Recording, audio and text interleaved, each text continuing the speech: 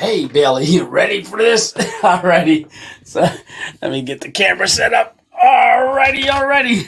So, hey, everyone. Welcome to Sunday Night Live. Yeah, you can see Bailey over there sleeping on the couch. Yep. So I hope everybody's having a great New Year's and really appreciate you guys stopping by. We got 13 people on so far, and it looks like it's ticking up, so it's going to grow from here on out. Apologize for the bloodshot eyes, but I was sleeping on the mountain last night, and I don't know what's going on. I'm a little tired, and my eyes are a little bloodshot and runny and all kinds of things. Hey, Running Deer Outdoors, Camping All Out, Alpine Warrior, and we got Eva in the house. Also, let's see, Romaldo, Backpacking and Bible, Wood S87. 87, I like that. We got Sidney Crosby, number 87. All right, Old Kraken Dated. Hey, how you doing? Jeep Stuff. Alrighty. So let me just scroll up here and then Roberto. Yes. All right. So, we got 20 already. So it's growing. So if you saw, Bailey is over here sleeping on the couch. She's just relaxing. Ulrich and David, how you doing? Tim and Ulrich. It keeps jumping. It's comments are going too fast. Patriot Pepper. Yes. Steve. We got no. Hidden Hammock. Hey, Sean. Hey, Jess. All right. Yeah. Alrighty. So, hey, if you want to ask a question, put 3 question marks in front of it, and then Unpaved Explorer. Hey, good meeting you the other night on Shade Tree. I believe that was a live stream we got to meet. So welcome. Hey, Emma Brown, how are you doing? Yes, I am not drinking coffee tonight. I am drinking tea because I'll tell you what, after that camp when Bailey and I went up on the mountain near the fire tower, boy, I came home. I was congested, had a sore throat, and I've been dealing with that for a couple days, but I got back out on the mountain last night and had a great camp. So I've got Thursday night's video. This coming Thursday's all done and edited and uploaded today. So we're going to see how that goes. 2.0 fan. Oh, look at that. Nice. All right. Say, did you finish all those crunch cakes? Well, from I called my daughter the other day because, as you know, when we did the cake drop, we had a lot of crunch cakes. We had 8 of them. I had taped together. Just this here. So I had 8 crunch cakes taped together with carpet tape. I couldn't get them apart. So I called my daughter. I said, hey, come over here and pick these up for the grandkids. So she came over and she took them home. I ate one of them. But the other ones were going to have to be broke open the box. You couldn't get them apart. That carpet tape just stuck so tight on there. It was amazing. I'm going to put my glasses on. With whatever's going on with my eyes today. So when I came off the mountain last night, or this morning, as I was driving home, my eyes started getting kind of itchy and kind of a film was building up over them. So I've been putting some eye drops in them and stuff throughout the day. And you're going to hear me congested and coughing and all kinds of stuff. So let me put these glasses on so I can see if that helps. No, it's not helping at all. All right. How do you like the Subaru? My friend bought his daughter a Crosstrek. Yeah, the Subaru is a really, really good car. I'm liking the Subaru. And as you saw, I'm starting to get it set up. So when we went out camping the other night and we took Bailey for the first time, and if you guys want to see Bailey here, Bailey's sleeping on the couch. I have to turn you down here. She's sleeping. She's guarding those pepperonis. That'll wake her up, right? You want a pepperoni, Bailey? Yeah, you do. Yeah, she does. All right, here, we'll give you one. You go get back up there. Get back up there. Up. You want to go? Go over there. No? You're going to get up so they can see you eat it. Over here. Go on. Up. Well, you get up there. There you go. So Bailey loves pepperonis. Yes, she does. Give me a high five, Bailey. Yeah, high five. Yeah, give me a high five. Yes, high five. There you go. And the pepperoni now get up there and sleep. so, so that would wake her up, right? So as you saw, we had the Subaru all hooked up, and we're starting to get that set up to be able to travel with the Subaru. If things start working out and as planned, we should be able to do some car camping, a little bit of travel vlogging. I just started looking at the map the other day to try to see how we can get going on making some stops on our way out to Arizona. So, my eyes are so blurry. Let's see. Hey, Hammock Mountain, and we got Jess, Emma Brown. Let's see, Bouncer Slab. And Real Nature, laugh out loud, pepperoni alarm clock. Yeah, she loves that stuff. Yeah. Oh, Grunt, how are you doing? Yeah, I've never had a cross track or been in one, but I like the Outback. The Outback is really, really nice. And as you saw, I put the one seat down and have the mattress there. And then on the passenger side, I can that's where I lay, behind the passenger seat. And then behind the driver's seat is I have the seat up so I can actually sit there, and I push the driver's seat forward. So that allows me to kind of sit in there and edit and just kind of relax and things like that before I climb into bed. Say, when are you coming to Arizona? Roberto asked. Well, I'm not exactly sure yet. I'm thinking I would like to within a month from now, like sometime in February. I'd like to try it. Gonna be getting me a Jeep Wrangler pretty soon. Running Deer Outdoors, that's nice. Yeah, that's Jeep Wranglers are nice vehicles. I like the Dodge Journey. Hey, Tony. Yeah. I've been Keno says I've been sick too, but still going camping after I get checked out. At the ER, make sure I didn't have C. Yes. Hammock Mountain says, I watched your ASMR video twice, took short naps the second time around. Yeah. So if you notice, the last two videos that I did, the one winter, you're looking for more pepperonis, aren't you, Bailey? Go on up there and lay down. Go on, lay down. Go guard the bag. She wants more pepperonis. If you notice the last two videos that I did, I turned, I thought, well, while I've got all the footage on the camera or on the, Bailey, you coming up? You coming over here? Yeah, come here. Come over here. She's jumping up on my leg. She's thinking she's going to get a pepperoni. Okay, I'll give you another one. I don't know if you're part. Let's see. Now, you guys know I'm just going to be a little impromptu here. Let's see if we can get Bailey to do a trick. All right. She likes to sit up, back up, sit. Okay, up. No, just sit. Up. Bang.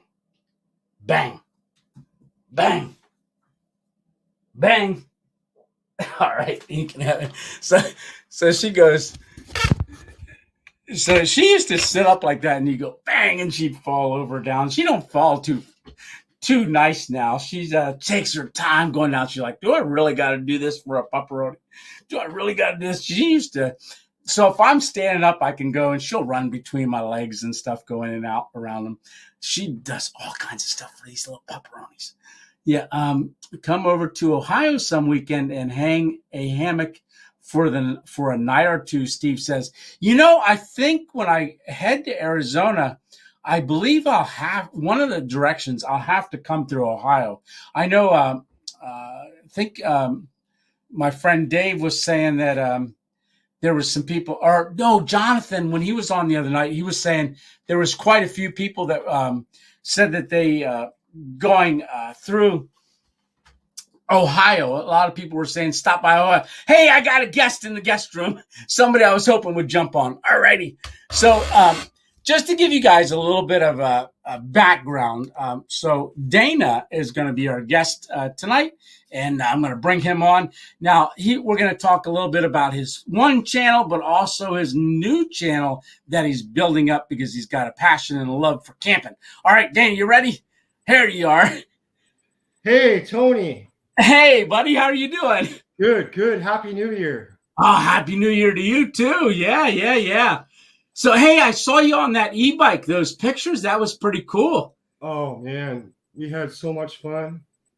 Yeah. Now, was that a corral near where you were at? It was. Back in right around the 1930s, that was an active cattle ranch. And wow. during they had problems with the drought out there. And so a lot of those homesteads just became abandoned. Oh, wow. And this particular area that I was, it's called the Carrizo Plains National Monument. It's here in California. Nice. And just a beautiful place to camp and explore. And, a lot of history. Yeah. So that was from the 1930s, you said? That it was, yeah. Oh, Maybe even earlier than that, because I know that there's some homesteads that were built in 1900. Okay. Oh, very nice. And there's actually some old, I'm not sure if what they're called is columbines, but they were pulled by oxen. Okay. And they've got wheels on them as big as a locomotive. Is that right? Wow. And they're just out in the middle of literally nowhere. And are they just abandoned there now? They're just abandoned. They've been abandoned since the 30s. Oh, wow. Yeah, very picturesque, I want to say. That was, you're in a very picturesque area out there. Yeah, we've been getting the rain, that's for sure. Have you? Yeah. Which is really strange because we never get rain. Right? California's drought, right? Yeah. It's dry as a bone out here. Now you're getting all the rain, which is good. It's a good thing. Well, we got all the rain, and you go to where our rivers are, and there's no water in them. It's just the ground just soaks it up. Oh, really? Wow. So I want to start out just by talking just a little bit about your your other channel before we get to Behind the Mountains, because you have another channel, how long have you had that channel? I've had it since, I think I've been doing it about 7 years. About 7 years. Wow. Yeah. And that one is called, you can say the name. It's Mountain Sport Air Guns. I do a lot of air gun reviews. We go out, we go on trips. We do hunting, we do camping, pretty much everything that I do on my camping channel. Okay. But what I found is a lot of the people that go on to my air gun channel, they're just really not interested in the camping. Yeah. And so I felt like I needed to kind of have another channel just for the camping stuff. Right. Yeah, because when you go airsofting, you go camping, right? I do. Okay. Most of the places we go, is really remote. We do a lot of rabbit hunting, a lot of squirrel hunting. We go out to the desert, and I've been all over the place. Yeah, it's a beautiful area. And one of the things that I appreciate, and that's, is, I just want to ask, Wood asks, how old is the pup? So Bailey is 5. So just say 5 years old quick. And I'm just going to catch up on the comments. It's hard for me to see today. My eyes are blurry because I was out in the mountain last night. And for some reason, they're really irritated and raw. You're getting old, Tony. What's that? You're getting old. Yeah, that is true. That is very true. I think Bailey wants out. You want to go out? Go on out. Okay, there you go. Yeah. So, but one of the things that I really appreciate, Dana, is when I first saw your channel, I saw the air gun channel first. One what I really noticed right off the bat was your attention to detail with photography. So I'm a sucker for photography. I really am. I think that adds so much more to a channel when you change it up and you really work the camera, which is a lot of work to do. But I think it pays off. For me, it's kind of a hobby in itself, and I'm sure you can relate to that. Yeah. When we go out, I feel like we're trying to tell a story. Yeah, yeah. And we want people to feel like they're there.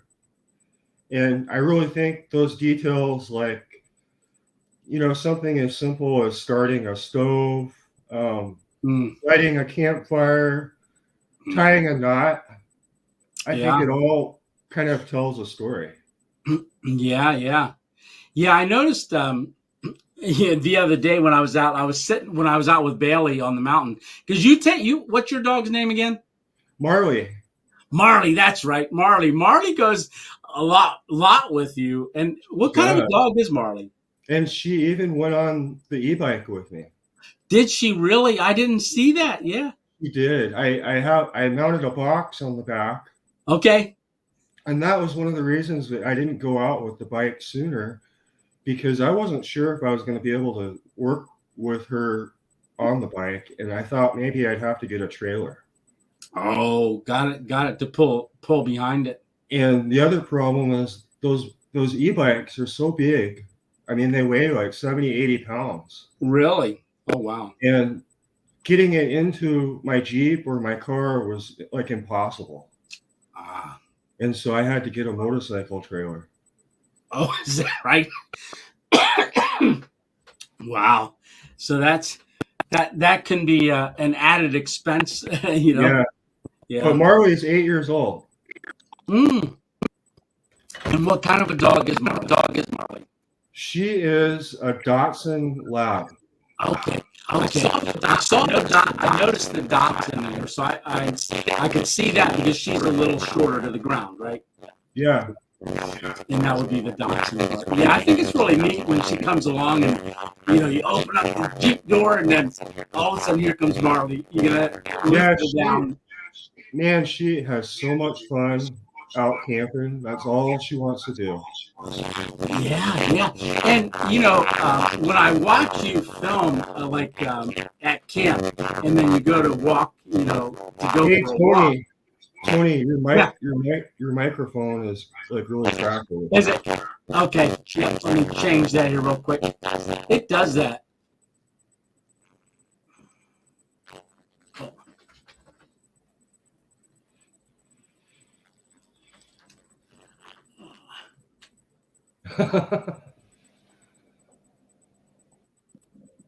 That should be better.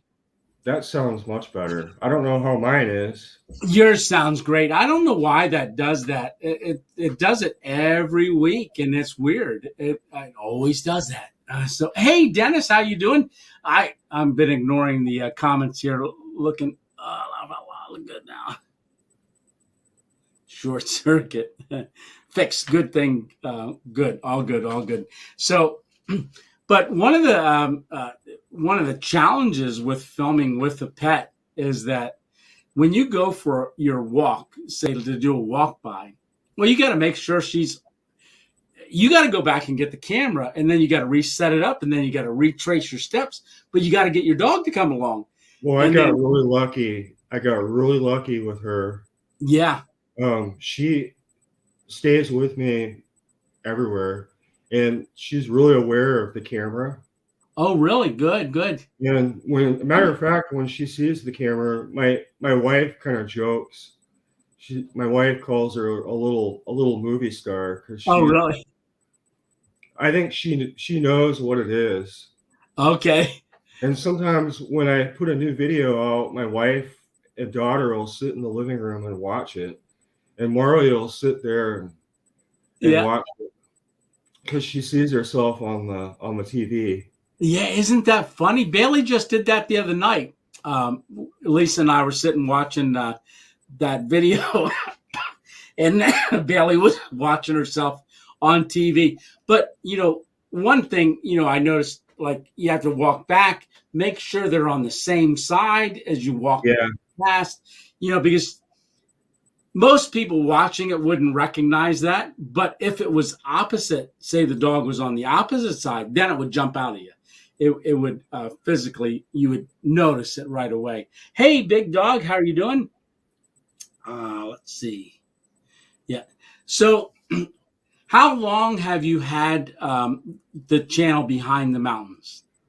I think about 7 months. 7 months. Good. So one of the things you had told me that you had kind of moved that direction because you are camping already and you really like the camping aspect of it and wanted to film more of that. Is that right? Yeah, and so that's kind of what I wanted to do. And I get asked all the time to review products. And a lot of the stuff I'd really like to review. Yeah. But I can't show it on my airgun channel because people are just not interested in that. And I totally understand. When I watch, a shooting channel or a hunting channel or something, a gun review or anything like that, I want to see, that product and keep it at that. And stay in that lane. And it's been kind of difficult too, because that channel, I'm not able to monetize it. Oh, really? And some of it that I am able to monetize is like a quarter of what it would be. Oh, wow. And to give you an idea, I've got 14,500 subscribers. Yeah. And last month I made $13. Is that right? Wow. On that. Wow. But your view count, what was that? Do you know what your view count was? It was, almost 61,000 views. Yeah. And is that because it's a gun? It has exactly air gun. And what happens is YouTube kind of throttles back some of those channels.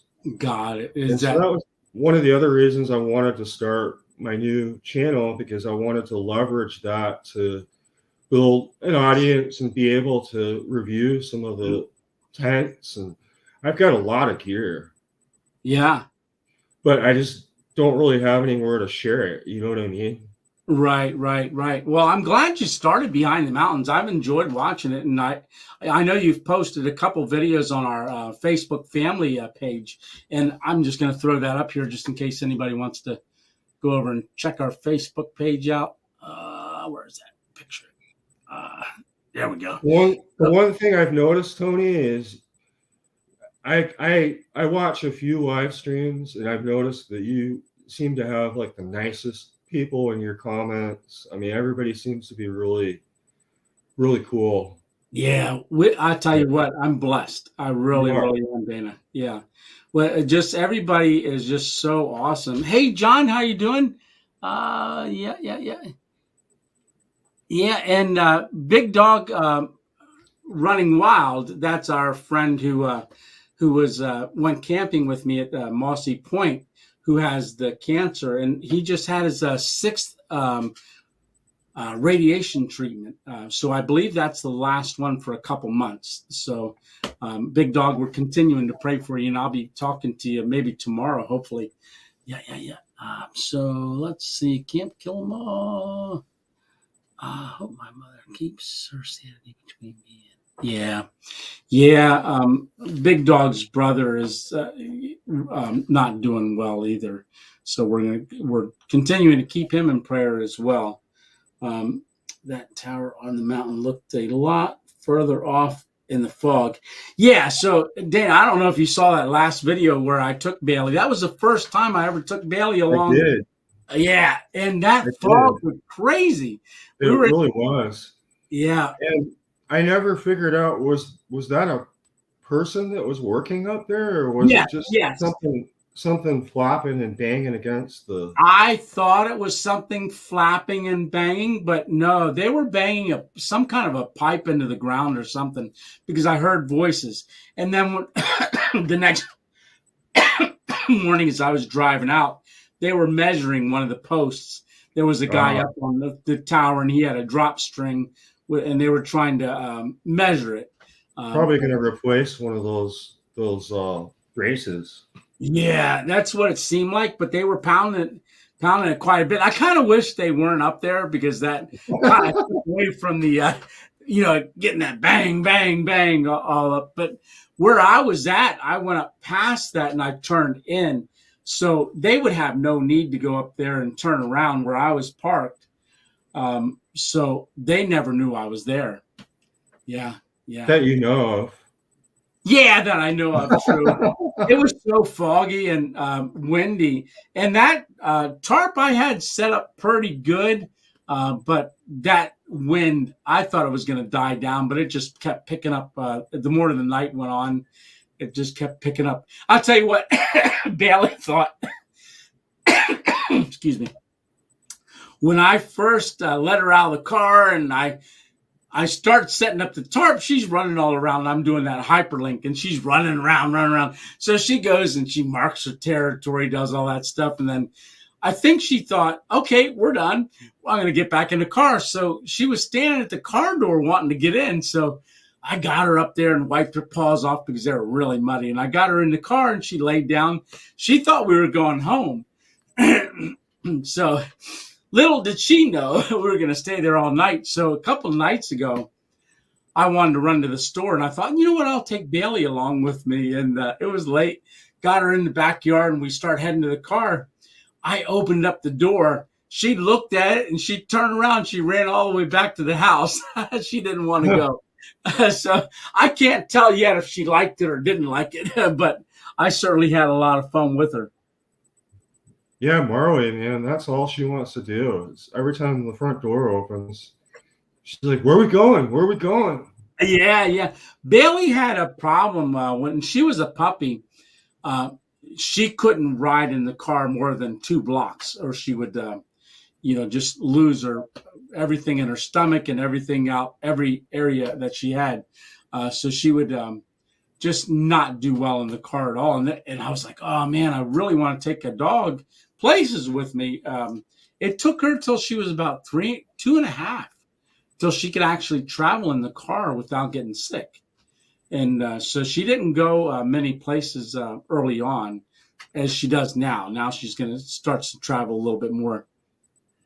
Yeah. Hey, Camping All Out. Just subscribe to you. Yeah, guys, if you want to go on over and subscribe to Behind the Mountains, it's a great channel. You guys would be awesome if you could do that. Yeah, definitely. And you know what's awesome about this, Dana, is one thing that we can do to support one another is subscribe to one another's channel. It doesn't cost anything. It's free to subscribe. And that's what's so cool about Amazon. Or Amazon. Amazon. Yeah. So, yeah. Can't kill them all. Is Bailey full-blooded? No, she's a Blue Heeler Lab mix. So Blue Heeler is a very smart dog. Very smart dog. Blue Heelers are. And she is a Blue Heeler and also Lab. They're usually really stubborn too, but she seems like she's really mellow. Yeah, that's the Lab in her, I think. Part of it. Yeah. But yeah, Blue Heelers are stubborn. But she does the herding. We have a cat, so she likes to play with the cat and she herds it. So I remember when she was a puppy, she used to, whenever we walked by, she'd grab our ankles, trying to herd us into an area or where she wanted us to go. Now, we have a bell on the back door. She'll ring the bell to go outside to go to the bathroom. And tell you how smart she is. So I was sitting there at the dining room table working on the computer. And I would hear ring, ring, ring, ring on the bell to go outside. So I'd like, all right, I'll get up and I walk in the kitchen. Well, she'd back away. I'd open the door and she'd back away from the back door. I'm like, come on, Bailey, go out. And she wouldn't. And I'm like, oh, man. So I'd go back, sit back down, and I'd start working again. She did this to me 4 times. And the 4th time, I said, Bailey, come on, go outside. What do you keep making me get up, ringing the bell, coming into the kitchen for? And she turned around and she looked at the kitchen counter because there was something on the counter she wanted. And she was ringing the bell to get me into the kitchen to show me what she wanted. That's how she was thinking. She knew I would come to the kitchen because if she rang the bell, I'd come to let her out. Yeah. Everyone who has motion sickness, buy or look in the relief hand to wear a wristband to do that. Yeah, one of the things that someone told us is to give Bailey CBD oil to help with that. Hey, Backpacking Bible, that's Holly. Just subscribe to your channel. Great. Yes. And Holly's getting ready to hike the Appalachian Trail. And one night she's going to be a guest for us on our channel, hopefully. And we can talk about her hiking the Appalachian Trail coming up, I think maybe in a couple weeks. There are people that already started hiking the Appalachian Trail. Now, have you ever done any long hikes yourself, Dana? No, I think probably the furthest I've hiked maybe 60 miles, something like that. Wow, that's a lot. You know, in a couple days. Yeah. It wasn't too crazy. I bicycled a long ways. Oh, nice.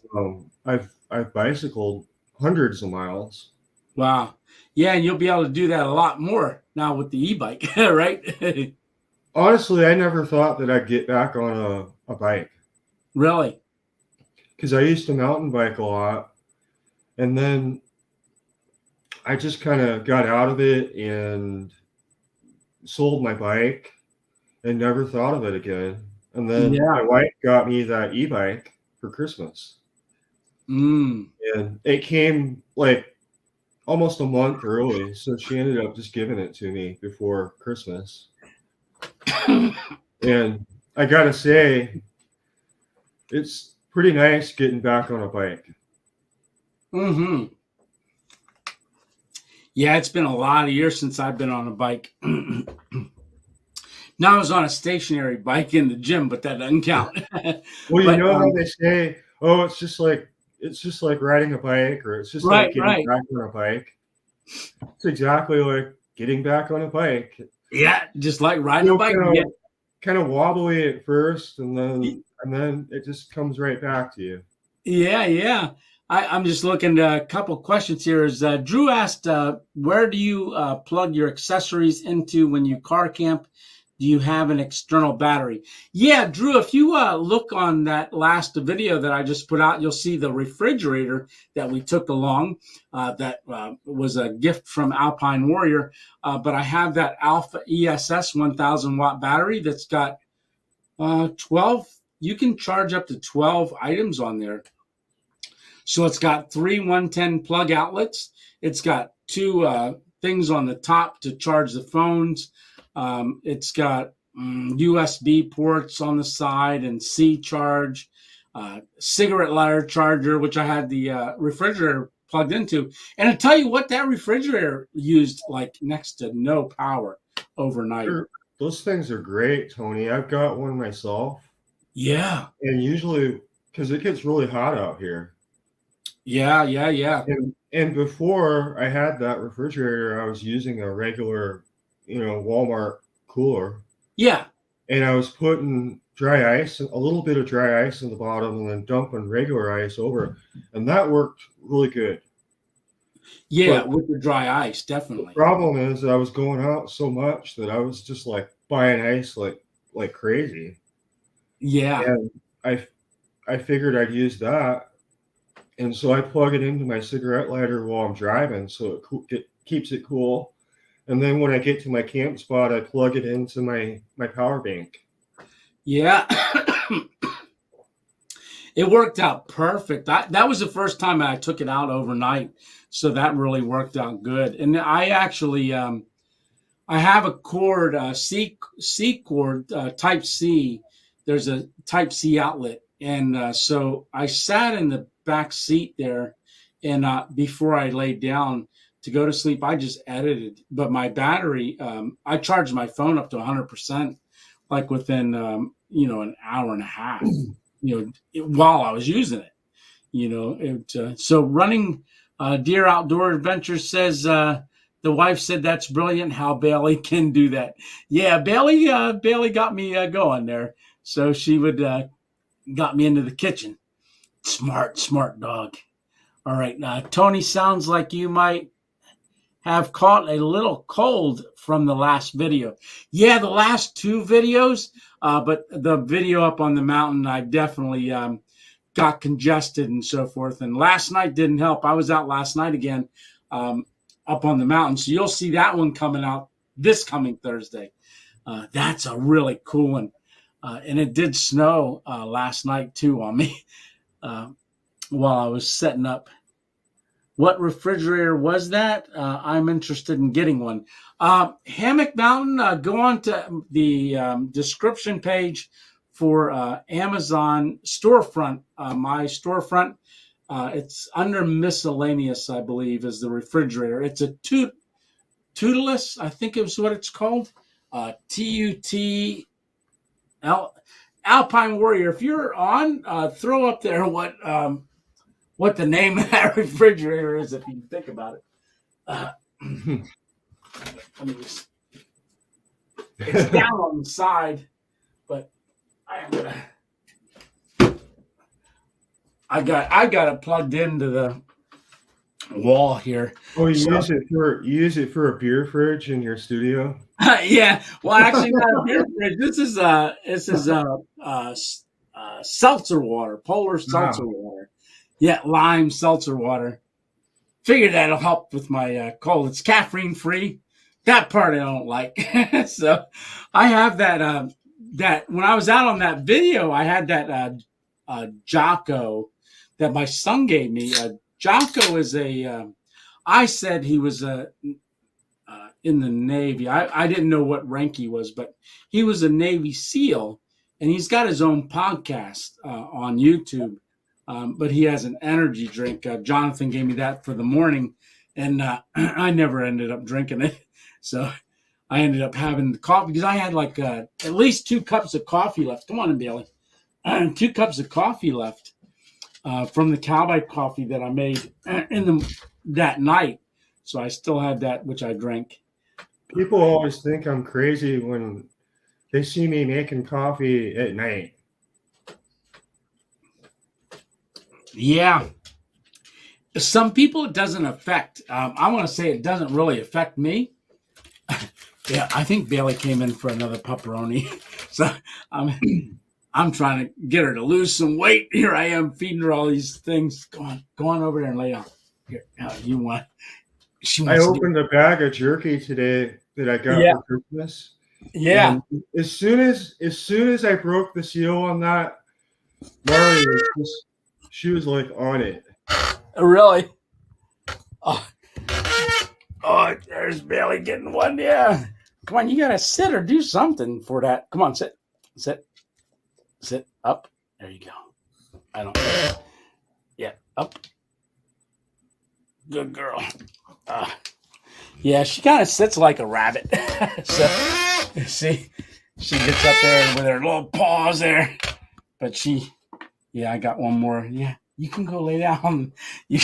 So, all right. So, have you considered getting a rooftop tent for your Subaru? Drew, I have considered it. It's actually on my wish list on the Amazon store. I don't know if I ever will. That's quite an expense for that. But that would be really great if I get out and doing some boondocking out in, say, like Arizona or, Utah or one of them places. That would be a great addition. Actually, my physical therapist, when I was going to physical therapy for the stroke, Aaron, he had a rooftop tent, and he would take it out, and him and his girlfriend would go to different places and rooftop tent locally out near the Poconos and up near Pennsylvania Grand Canyon. It was another place, but he said it worked out really good. Okay, Joy Tutas, 12-volt refrigerator. So Alpine Warrior just put it in the comment section. Joy Tutas, Tutus. 12-volt refrigerator. I knew it was TUT something. Tutus. I don't know how to pronounce it. I'm terrible at pronouncing names.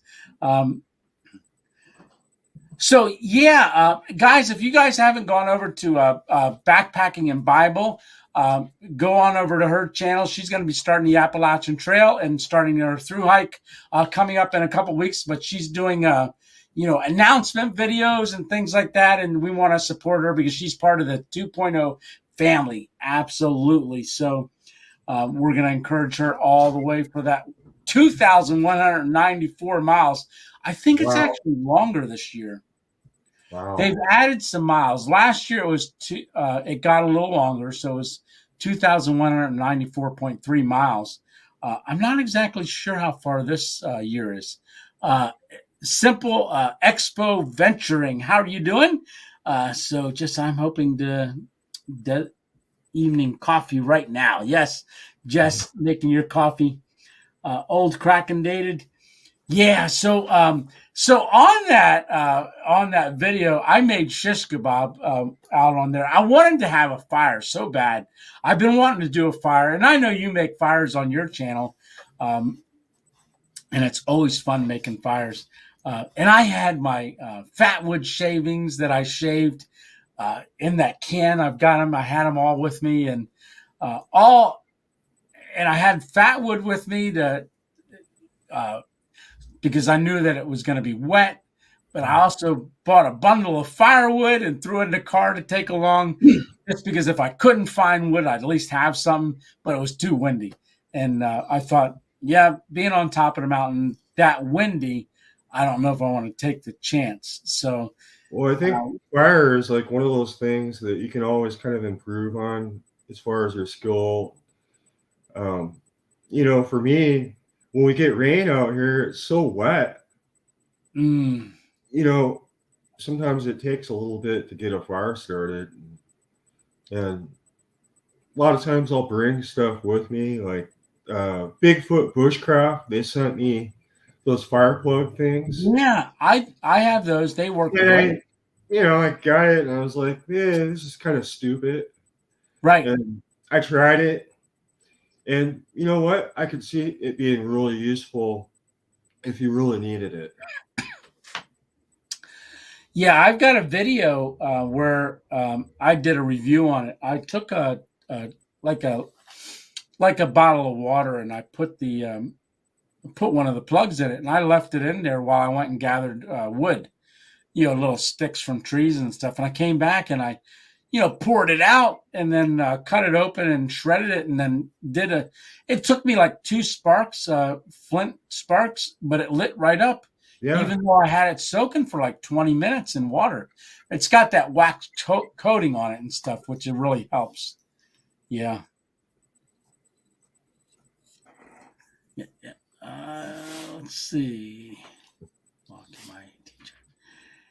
Yeah, so Backpacking Bible is going to be vlogging her AT journey, trying to learn from Tony and several other channels. Oh, yeah, you're going to do good. You're going to do good, Holly. So when you get to Pennsylvania, you got to stop by for the 2.0 grilled cheese. Yeah, so if you don't know, I do trail magic for the Appalachian Trail. We're not too far from about 5 different spots. You're right. You're almost, I think you're right at like the halfway point. Yeah, I'm just past the halfway point. Somebody asked if you ever use an electric blanket. No, I haven't, but I'm actually gonna consider it. I want to do a little bit more research on electric blanket because I think that would actually be pretty cool. You've got the power bank. What's that? That power bank you have would probably work with it. I'm thinking it would. I'm not sure how much of a draw it would be. I've never tried it myself, but I've seen my friend Luke over at the Outdoor Gear Review. He's used them before, and okay, they work. Oh, good. Yeah, Luke, I haven't seen him use it, but yeah, I know he puts out quite a few videos. He does a good job. He does. Yeah. Yeah, Green Hubs just asked, how often do you do trail magic? Well, this year I wanted to do it a little bit more, but since I had the stroke, funding for that was a little light. So when someone would send me some funds, I would go and buy some ramen noodles and tuna and stuff like that, and we would go set up to do trail magic. So I didn't do it as much this year as I've wanted to, but we did get out. We did make a lot of grilled cheese sandwiches. If you remember, Jay Wanders out, my friend, we saw him a couple times, and then his girlfriend Tina, when she came through, we got to cook her some grilled cheese sandwiches too. My grilled cheese sandwiches became famous on the AT. People said that they were texting other people behind them saying, "Hey, there's grilled cheese sandwiches up ahead." So, How do you make your grilled cheese sandwiches, Tony? well, I have a flat griddle that I gotten, one of the gas griddles, and I actually take a stick of butter and I just smear it all over the whole thing. And so the whole griddle is butter.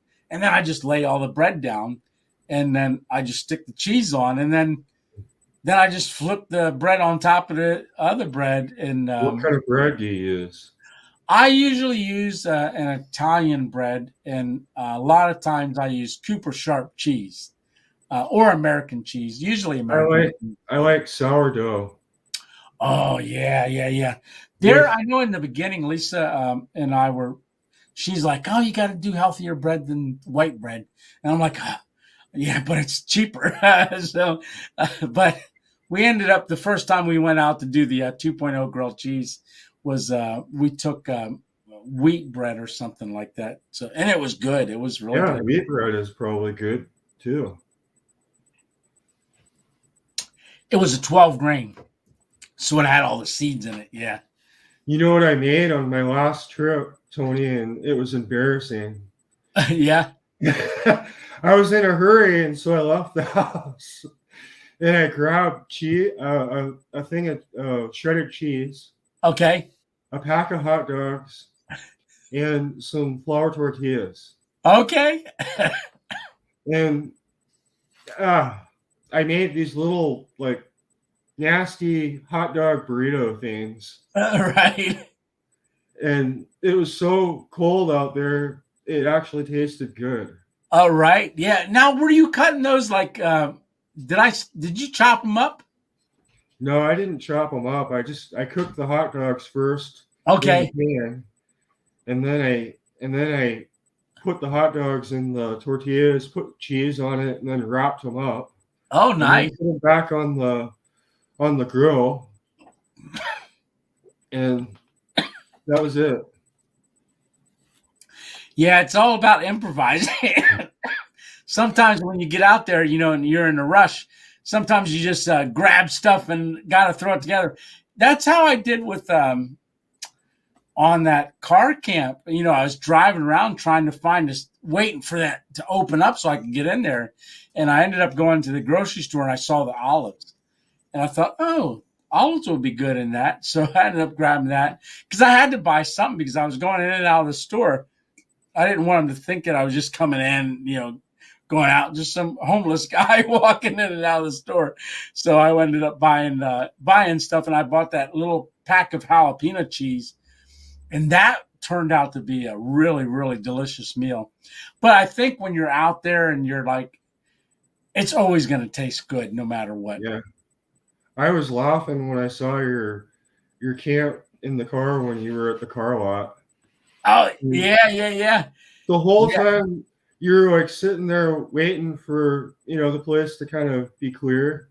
I'm thinking, oh my God, the next morning, I know somebody's going to be standing there like trying to show his car. Right. Yeah. Somebody's going to be passed out in the back. Yeah. It was that was a pretty interesting because I know I was a little worried about maybe someone coming to my car to try to take off the catalytic converter. They go around and they take catalytic converters off of cars, sitting there. So that's one of the things that you got to be careful with trying to stealth camp in a car lot. Well, usually they probably check and make sure nobody's in the car. Right, right. Maybe not though. Yeah. So out of your camping videos, you got anything coming up that you're interested in doing or? Well, I got that e-bike, Yeah. and so I'm planning on doing a stealth camp with that. Okay. I just did a trip, which I'm editing, Okay. where we rode all over this area, Oh, and nice. it's really just going to be part of a review of the bike. Okay. Um, but when I go out, I film so much that I'm able to use it, for 4 or 5 different videos. Oh, wow, wow. Yeah, that's really good. Because gas is so expensive that Yeah. I can't afford to be driving all over the place every week to film stuff. Right. So if I can be gone for 1 or 2 days and film enough for a couple videos, that usually works out good. Yeah. Yeah. How long into yeah. I'm trying to catch up with comments there. Let's see. Hey, James Rockford, how are you doing? Is in the house. Let's see. Do you know?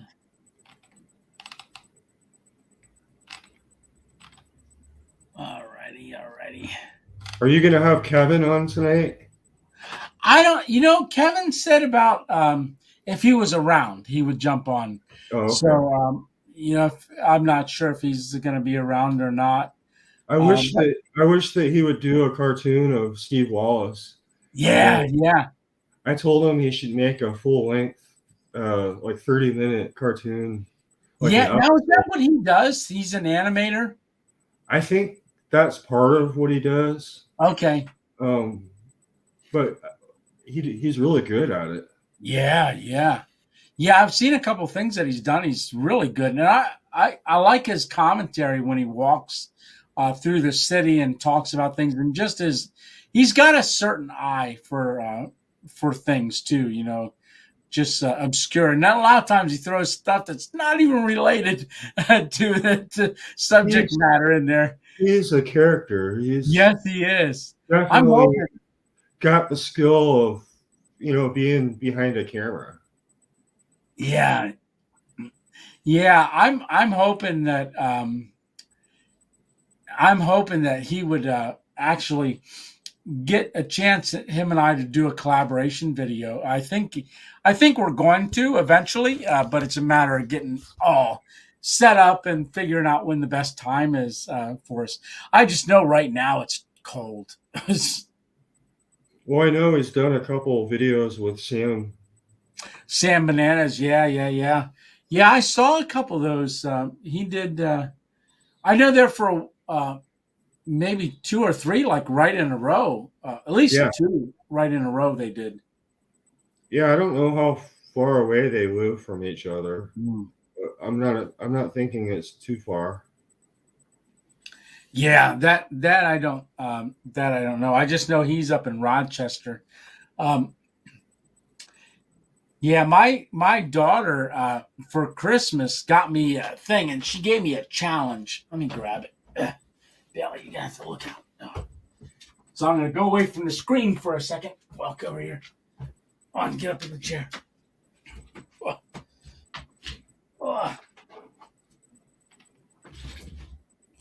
Yeah, get there. So my daughter she got this from Walmart, and she handed it to me. It's a bucket. It's like a survival bucket. It's a 48-day emergency survival. And she said it'll feed 4 people for several days. It's got a different variety. She handed it to me. She goes, "Here's your challenge. You got to get a couple of your YouTube friends, and you got to live off of this for a couple of days." 48 hours. Let me see show the front of it again. It looked like, what is that on? Pancakes? Yeah, it's got pancakes on in there, and it's got like oatmeal. Mashed potatoes and Yeah, let me see if I can read it. It's gonna be tough. I'd say you could thrive off that for a couple days. Oh yeah, it's got pancakes. It's got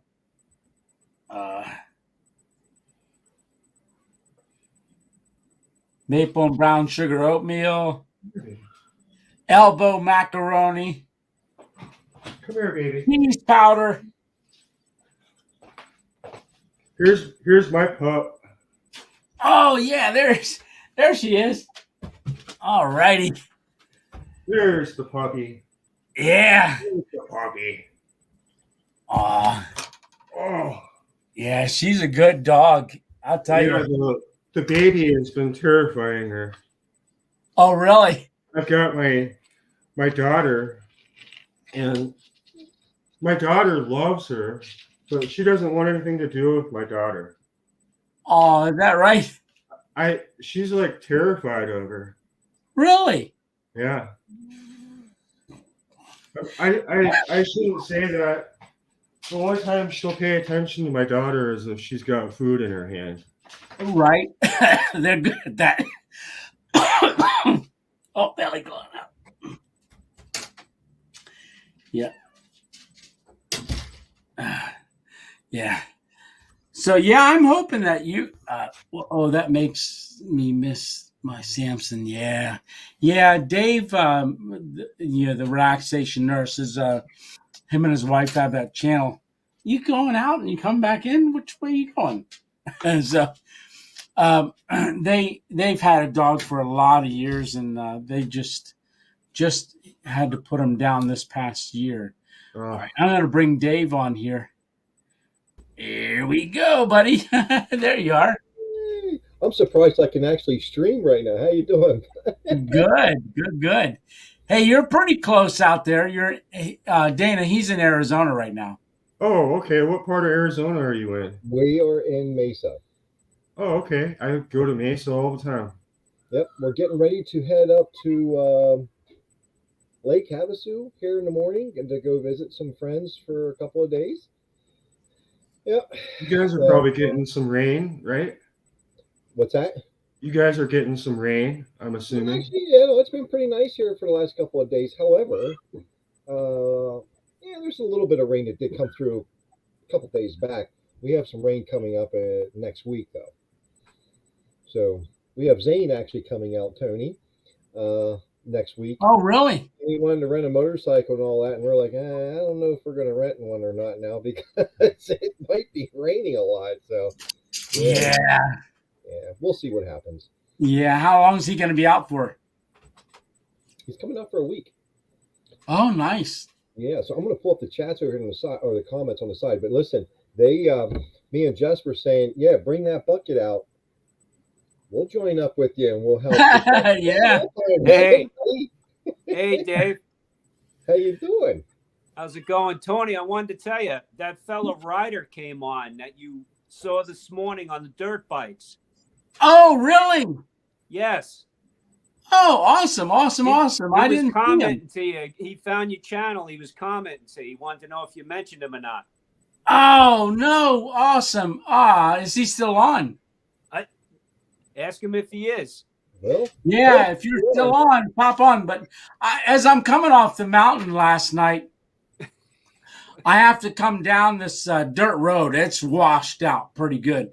And when I get to the one area, I've got to open a gate because there's a metal gate there. And there was 4 riders sitting there on these dirt bikes. And I was like, oh, and I had Alpine Warrior on the phone with me. And I said, hey, stay on the phone while I go get out of the car and open this gate. Not that I was worried, but I just thought, if they start asking me, what are you doing up here? I'd say, but I got to talking to them, and they saw that I had snow all over my car, so they figured I stayed the night. And and I told them I had a YouTube channel. I was filming for it, and they said, "Oh, what is the YouTube channel?" And I told them what it was. They said they would, when they got home, they would try to find it. And I wish I'd have known that. I just didn't. It's hard for me to see tonight. I don't know why. My eyes are really, really blurry. So I have trouble seeing the comments. But Yeah, his name was Ryder Metz. Yes. RYDERMERTZ. hey, they were really nice motorcycles they had. Them guys were big motorcycles. They were really nice, and they were going out riding, I guess, through the mountain. Out where I was at, this mountain, it's just a lot of area, a lot of area. And I was fortunate enough to be able to go up there and pull off and then hike down the one trail to set up last night. Well, yesterday afternoon, late afternoon, and got set up. And boy, it snowed pretty good. Was coming down while I was setting it up. And it got down to, my thumbnail says 4 degrees, which it is. Wow. Celsius. So I noticed people always do that. They put the Celsius on there because it's really cold. It looks colder. It does. So that's on my thumbnail. So if you see it says 4 degrees, it's Tony, what were you talking about last night? It was 24 degrees out when I woke up this morning. You talking about last night? Yeah. Yeah. I won't give anything away, but that's a really nice setup you had last night. And then you took another picture and sent it to me of the moon. Yeah. It's pitch dark. I wish I had my phone here. I mean, that was beautiful. It was pitch dark, but then that picture came out really cool. I told him the same thing. I thought he should put that up in his studio. Yeah. Yeah, I did a time lapse with the phone. It does night photography. So when I got up to go to the bathroom last night, there was a full moon. So it was all cloudy when I went to sleep. But when I woke up and went out, it was just some clouds blowing through. But it was a full moon, and it was beaming through the trees. And I thought, I wonder if I could get a picture of this. So I tried taking a picture, and I sent it to you guys. Came out pretty nice. Yeah. Alpine. Yeah. Gunther's sleeping. Is he? Yeah, and that picture, it just, the phone, it made the sky look blue, even though it was black. It was blackout. But it came out nice and clear. Yeah. And I didn't have it on a tripod when I took the picture. And usually when you do that, it shakes, and you get a little bit of that blur. But this didn't. It was a good shot. I really enjoyed it. I'll throw it up on our Facebook page. But it's going to be on the next video, because when I'm out filming, I said, hey, this is really neat. And I'm filming it with the video and the headlamp and everything. And then I say, well, let me see if I can get a couple pictures of the sky. And then it cuts to those two pictures. And then I'm back in the setup. So, hey, believe it or not, Tony, that full moon. Yeah. It was full moon out here too. Really? They do that at the same place? Can you imagine that? Why would they do that? Wow. I tell you, I didn't know. I was actually looking at it through, I was out at Greg's last night because my sister left this morning. She was out here for 3 weeks, and she left and went back home this morning.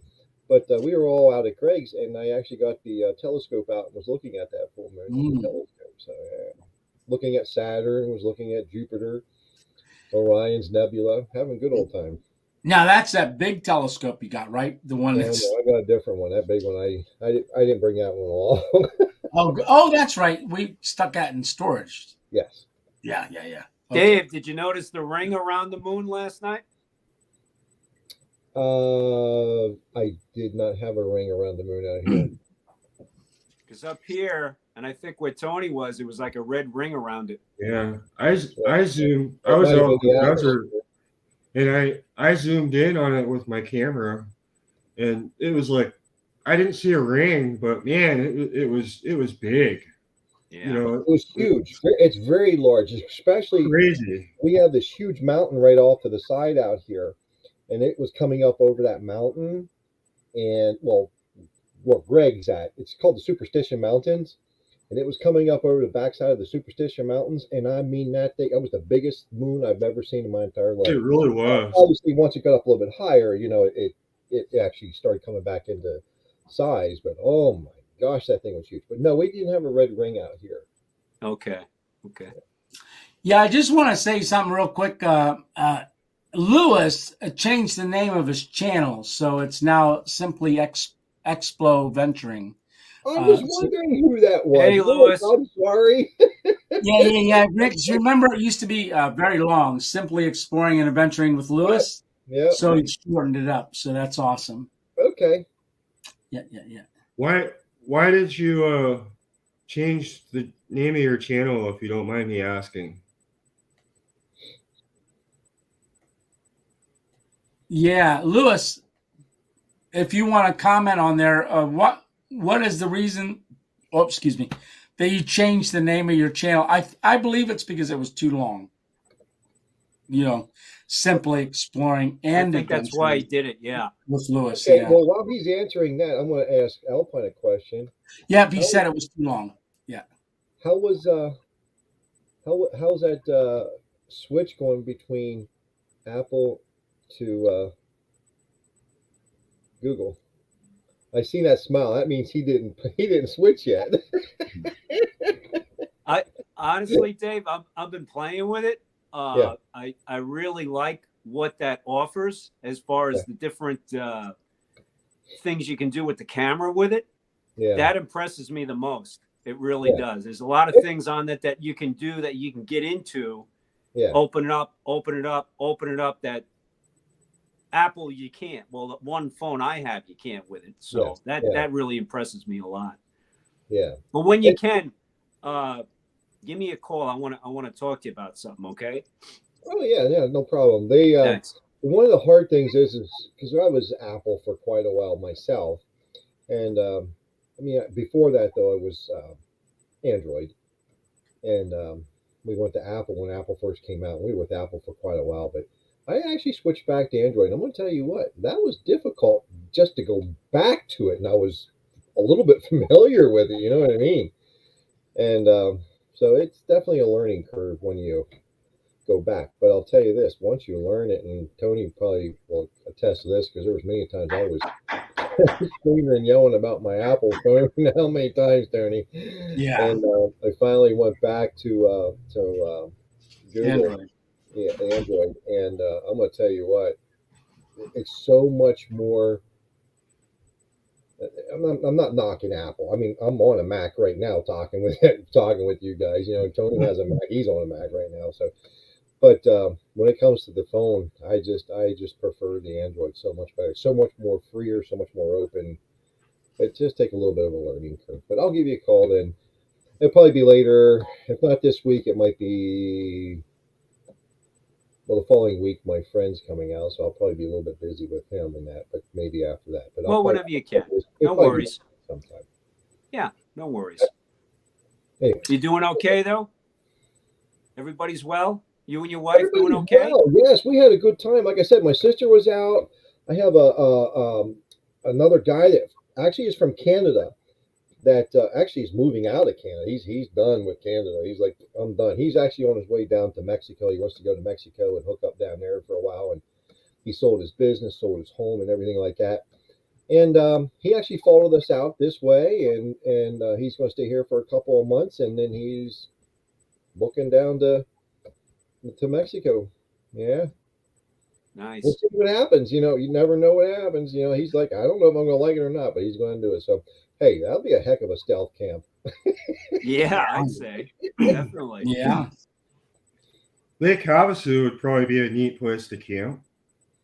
Yeah, we're heading up that way. I'm going to tell you what, and Jess can attest to it. Well, you can. Where are you at right now? I'm actually in Ventura, California. Oh, okay.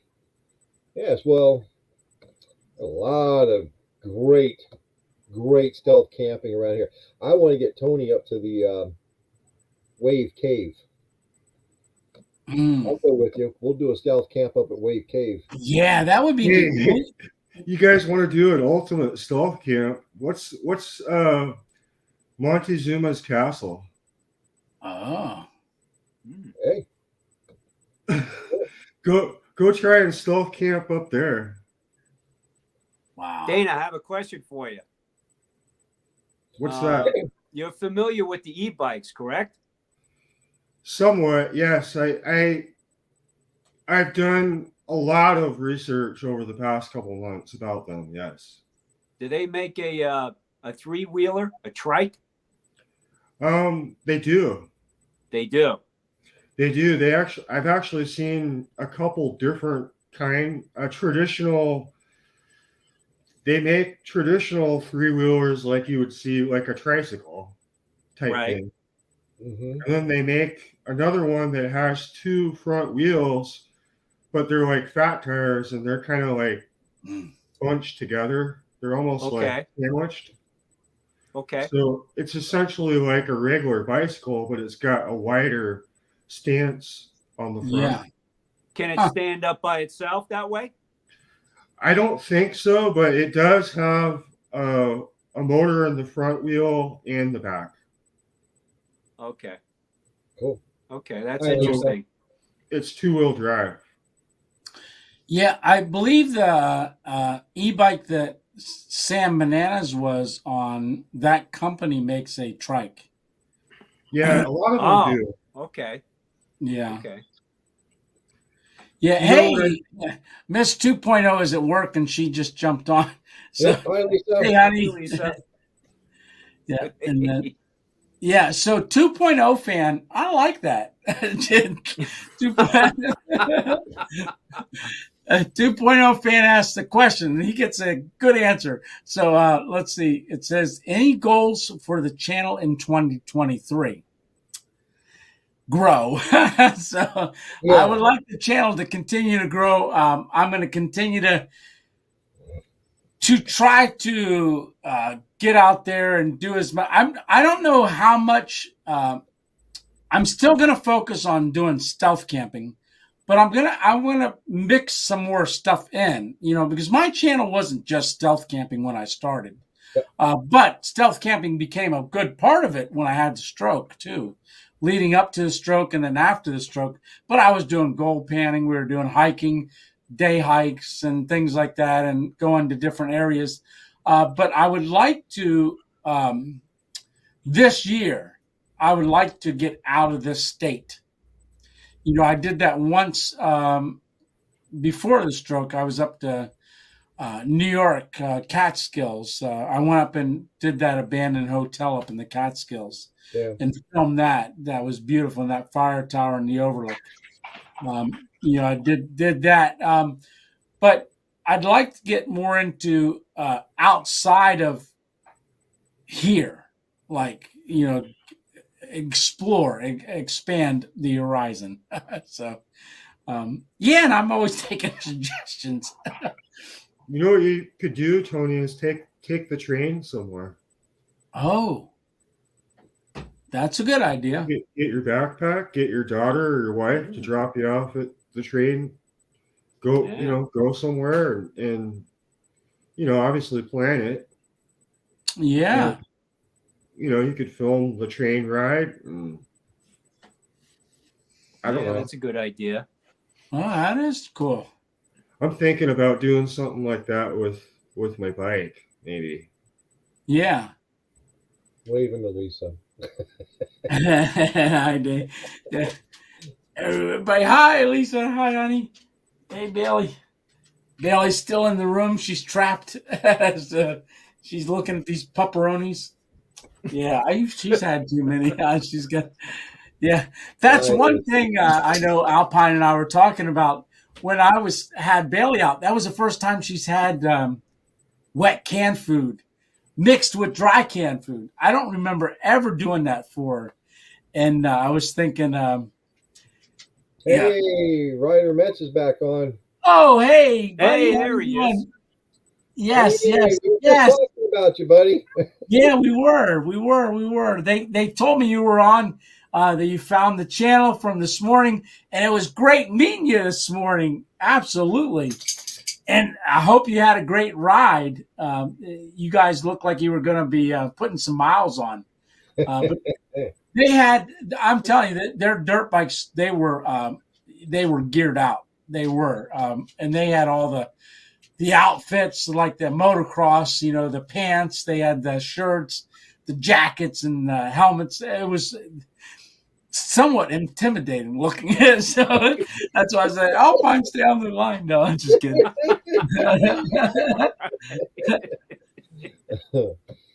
They didn't have machine guns strapped to their back, huh? Yeah, no. What was it? No. Like Darth Vader or something, like, or I'm your father. Yeah. KN says, yeah, Amtrak travel would make some interesting videos. Yeah, it would. And, I think of it, it's probably a little cheaper, obviously cheaper than driving. That's depending true. on where you're going. Yeah. Woods If you could do it 87. within a day, it would probably pay off. Absolutely. I think so. Yeah, just the wear and tear on driving the car and also yourself. I know for me, I can't drive a long distance. I mean, I can if I get hiked up. I can drive a long way. But something like that driving from here. Ohio. What's that? You drove almost the whole way home from Ohio when we went out to pick up my furniture. Yeah, well, my furniture. That's all. Yeah, I do. I like to drive, but I had people in the car. That's true. You did. Yeah, I mean, if I'm driving by myself, well, it would be like you guys were along because I'd be filming, but I wouldn't be filming the whole way. Or Guys, fly. Tony, where could you get the train by you? Where's the closest train station? Harrisburg, Harrisburg, Pennsylvania is the closest. But I'm going to have you know something. That was the first time, guys, I rode with Tony or left Tony drive or rode with him driving since his stroke. And my friend Peter was with us, the guy from Canada. And we were like, we were, are you sure you can do this? I knew he could because he's been driving around. We're like, are you sure? So I know at least it felt like the first time. Yeah. Oh yeah. Yeah, he did great though. He did really good. So. Yeah. I improvise. I use my my left foot as well, for the brake. Just because I'm not sure about pulling my one foot off quick enough to the other one. Hey, And it Tony, looks like Woods 87 on there has a comment. He says, "Back on. I subscribed. Welcome." oh, awesome. Family. And Nice. he also says maybe someday start his own. Oh yes, please do. I don't want to say his because I don't know if it's his or her, but Right. I was talking with Tony the other day about. I'm amazed at what you guys can do with your phones for filming.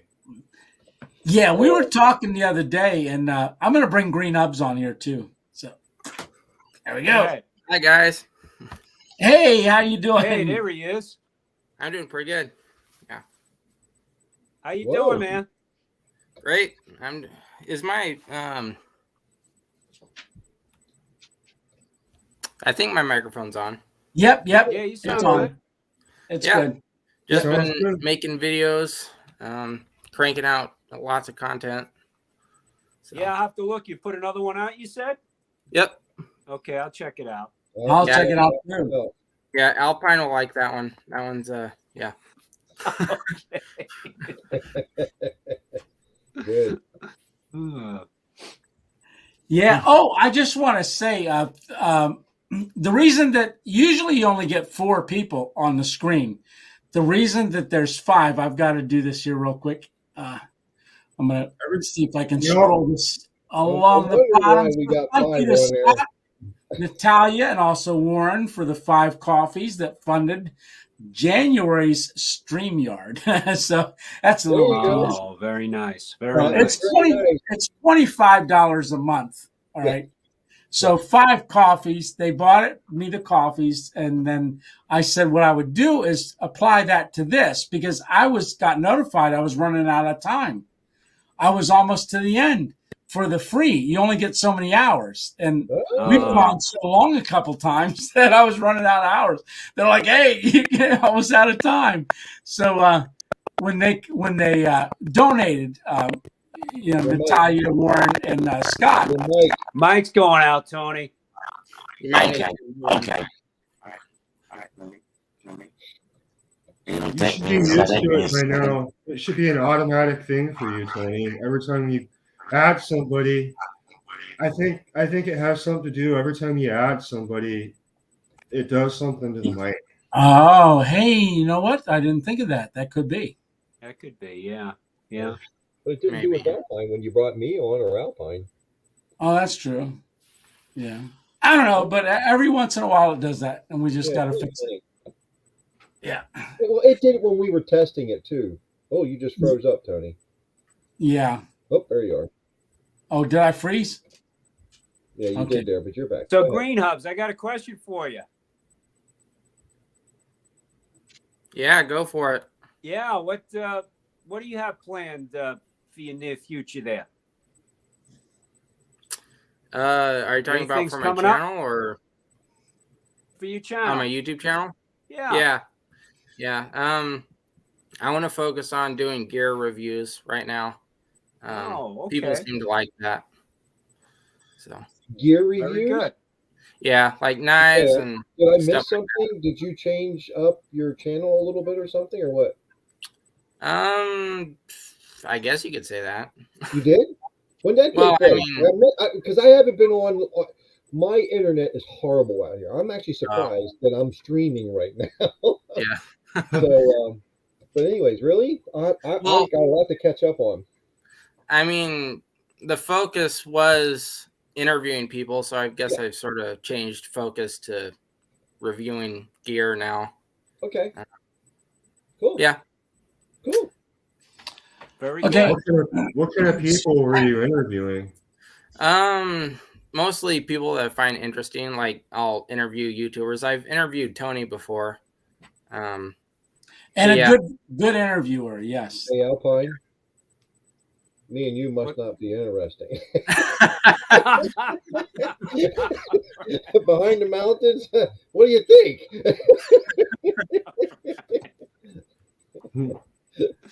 Oh. Hey, it is what it is, right, Dave? It is what it is. I had to pick on him. He's like, people I find interesting. I'm like, wait, hey.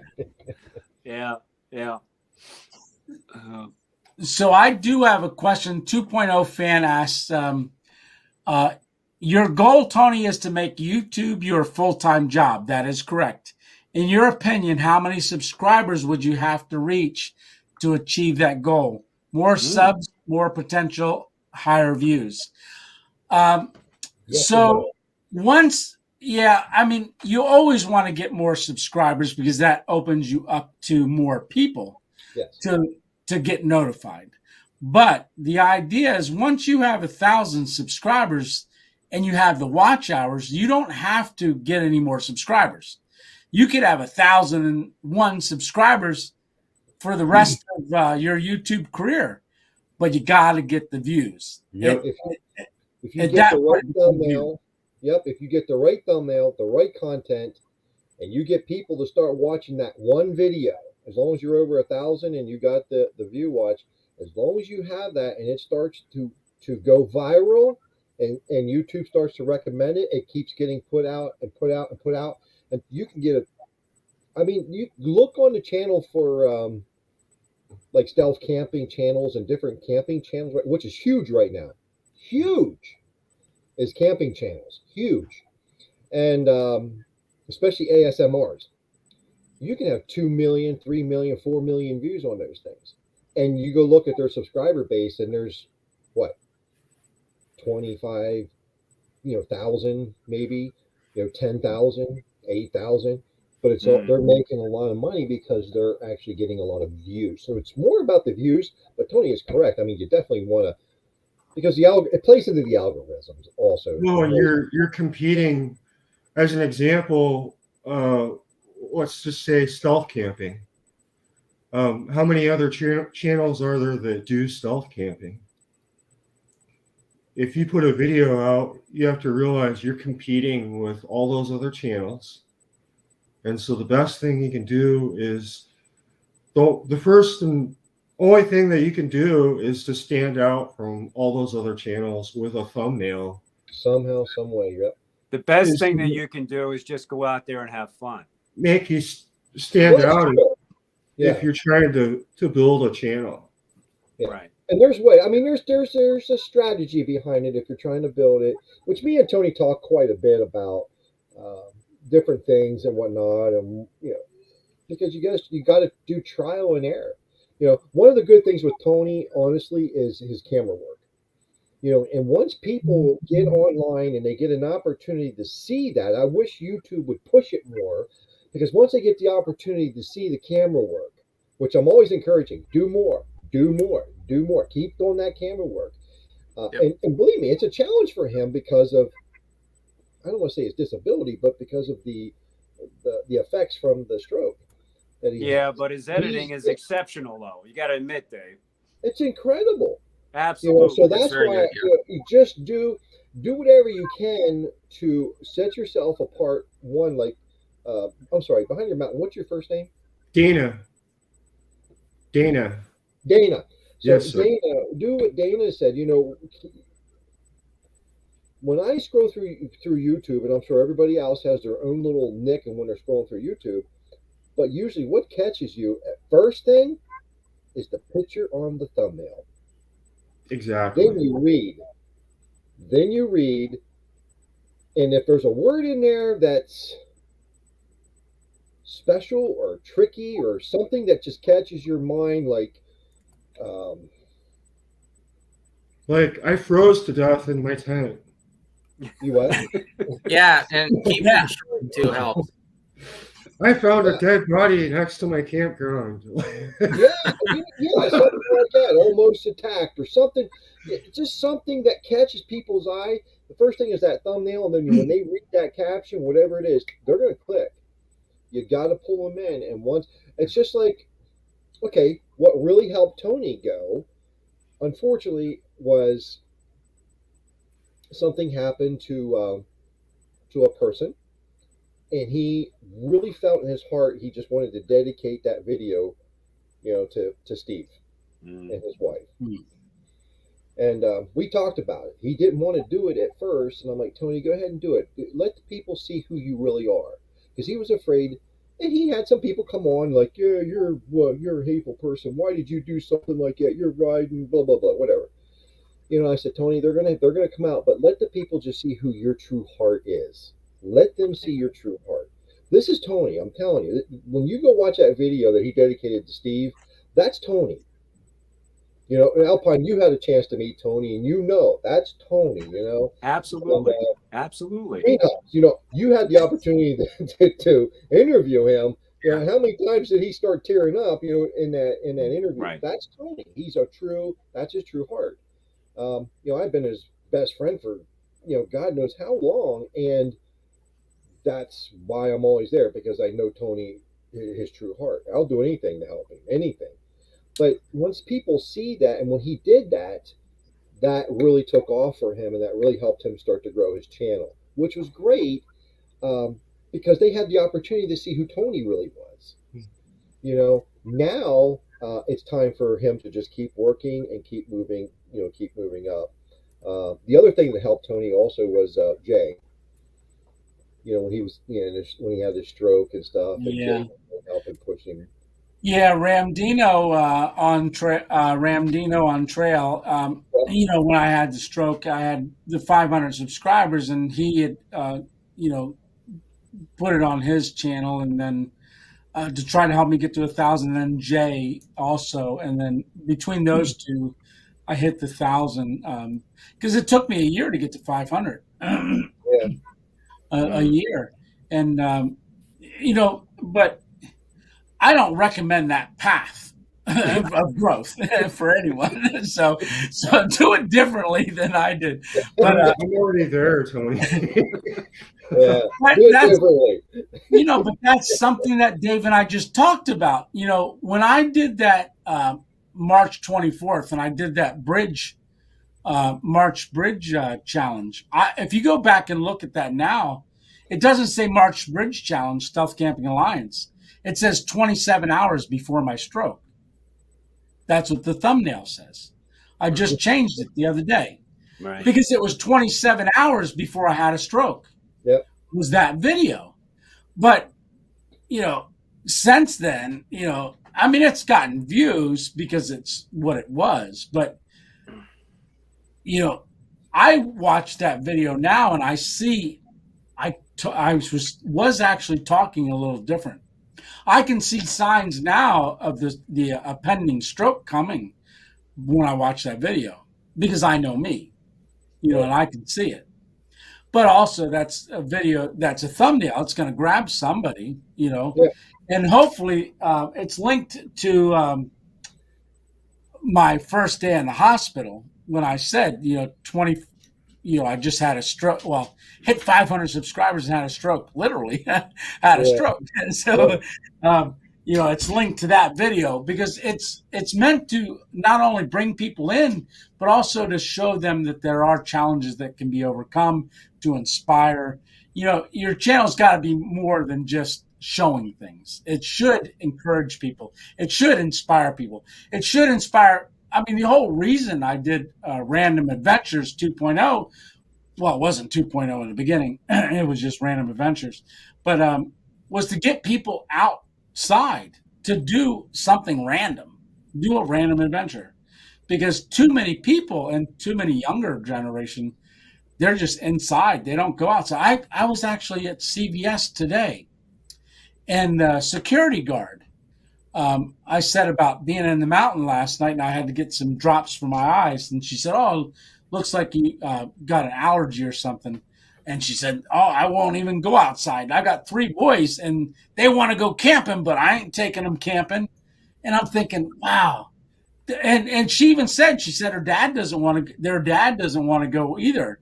That's some kind of parents for 3 boys that would want to go outside.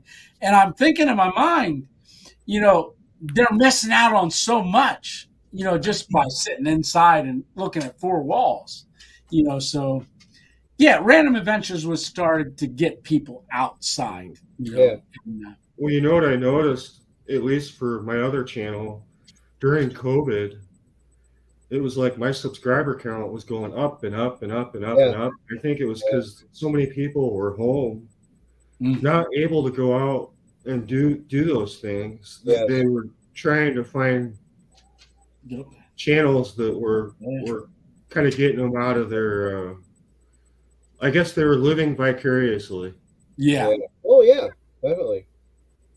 And there's a lot of people that just cannot get out. They just can't. Right. And they want to live that excitement, so they'll naturally be drawn to people like yourselves to go along with your journey, as you're doing, which is why you guys put it up on YouTube, which is great. And I mean, obviously, Tony needs to keep growing his channel because it is going to be his income. And I keep telling I just take care of you and bring you out here and we'll go have a good old time and just throw up videos and don't worry about it. But unfortunately, I mean, let's be realistic, Tony. I mean, we talk about it quite often. If you don't mind me sharing, I'm not going to get into too much, but just a little bit. Right. Yeah. But this is Tony's livelihood right now.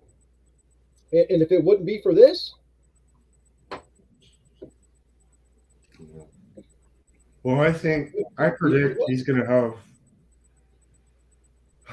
I'm going to guess this time next year, 100,000. Yeah. Who, yours? No, Tony. Oh, yeah. We're all working on, and that's all up to God. God's taking care of Tony. Absolutely. And that's, praise him for that. So, but anyways, I'm getting off on some stuff, but if anybody knows anybody that loves doing this kind of stuff, and like Tony said, he's going to be dabbing into some more things, different things, and expanding it just a little bit more. And just doing some different things, So it's really, really good stuff. Oh, and wait, I'm going to say this real quick because I know Tony Yes. wants to say, but that's why, like Tony started Saturday nights or Sunday nights, is to get people involved, to get people part of and doing something and encouraging them to go, come online, obviously, and talk and share, but to encourage them also to go out. And that's why he wants to bring guests on. We talked about that and going through this. Whenever Green Helps actually interviewed him, he just fell in love with, this program. And he's like, we got to do this. I said, let's get it figured out, So, yeah, that's your fault, Green Helps. Yeah, Green Hubs. When you had me on that StreamYard, I was like, wow, this is really awesome. But you did a good job interviewing too. And if you guys haven't watched that interview, go on over to Green Hub's channel and check it out. When he interviewed me, I actually share when I came to know Christ and give my whole testimony. He asked about my faith and so forth. And I had a good time sharing, and yes, got very teary. So, yeah. Hey, Emma Brown. Yes, Emma Brown says I'm living my outdoor adventures through you guys. Just can't do that hiking outdoor stuff anymore. And but one thing Emma Brown knows is coffee. If you want to know coffee, Emma Brown knows coffee. I tell you what, Tony, what's been a wonderful thing to watch and experience is the fact that since you started your channel, you look at all these different people now that have become part of the 2.0 family, and how wonderful they are and how much support you've gotten. That's a wonderful thing. That's something to really be thankful for and be blessed for sure. Yes. It seems like every week that goes by, there's even more that come on that want to see that, and that's something to be really thankful for. Yeah, very, very thankful for that. And when we did our second, I think it was our first or second live, someone said, "Hey, do you have a Facebook page, group page?" And I said, "No, but by the end of tonight we will." And that's where we started the 2.0 Facebook family page. And there's quite a few that have become part of that family on there. And that's where I encourage everyone that's a place for you to share your adventures so that others can go on and watch them too, and also find you. And, it's like YouTube is such a big ocean, right? It is. And you could type a topic in and never even, hit that one person, so, some of the things that I want you guys to know, the channels I like, and I want you guys to tell me the channels you guys like. In fact, some of y'all do tell me different channels, and I go on and I find them, and I'm like, oh wow, this is really awesome, because it's us collectively growing one another is really amazing. Kay Ann says, found you through Wandering Woodsman. Yes, Wandering Woodsman talked about.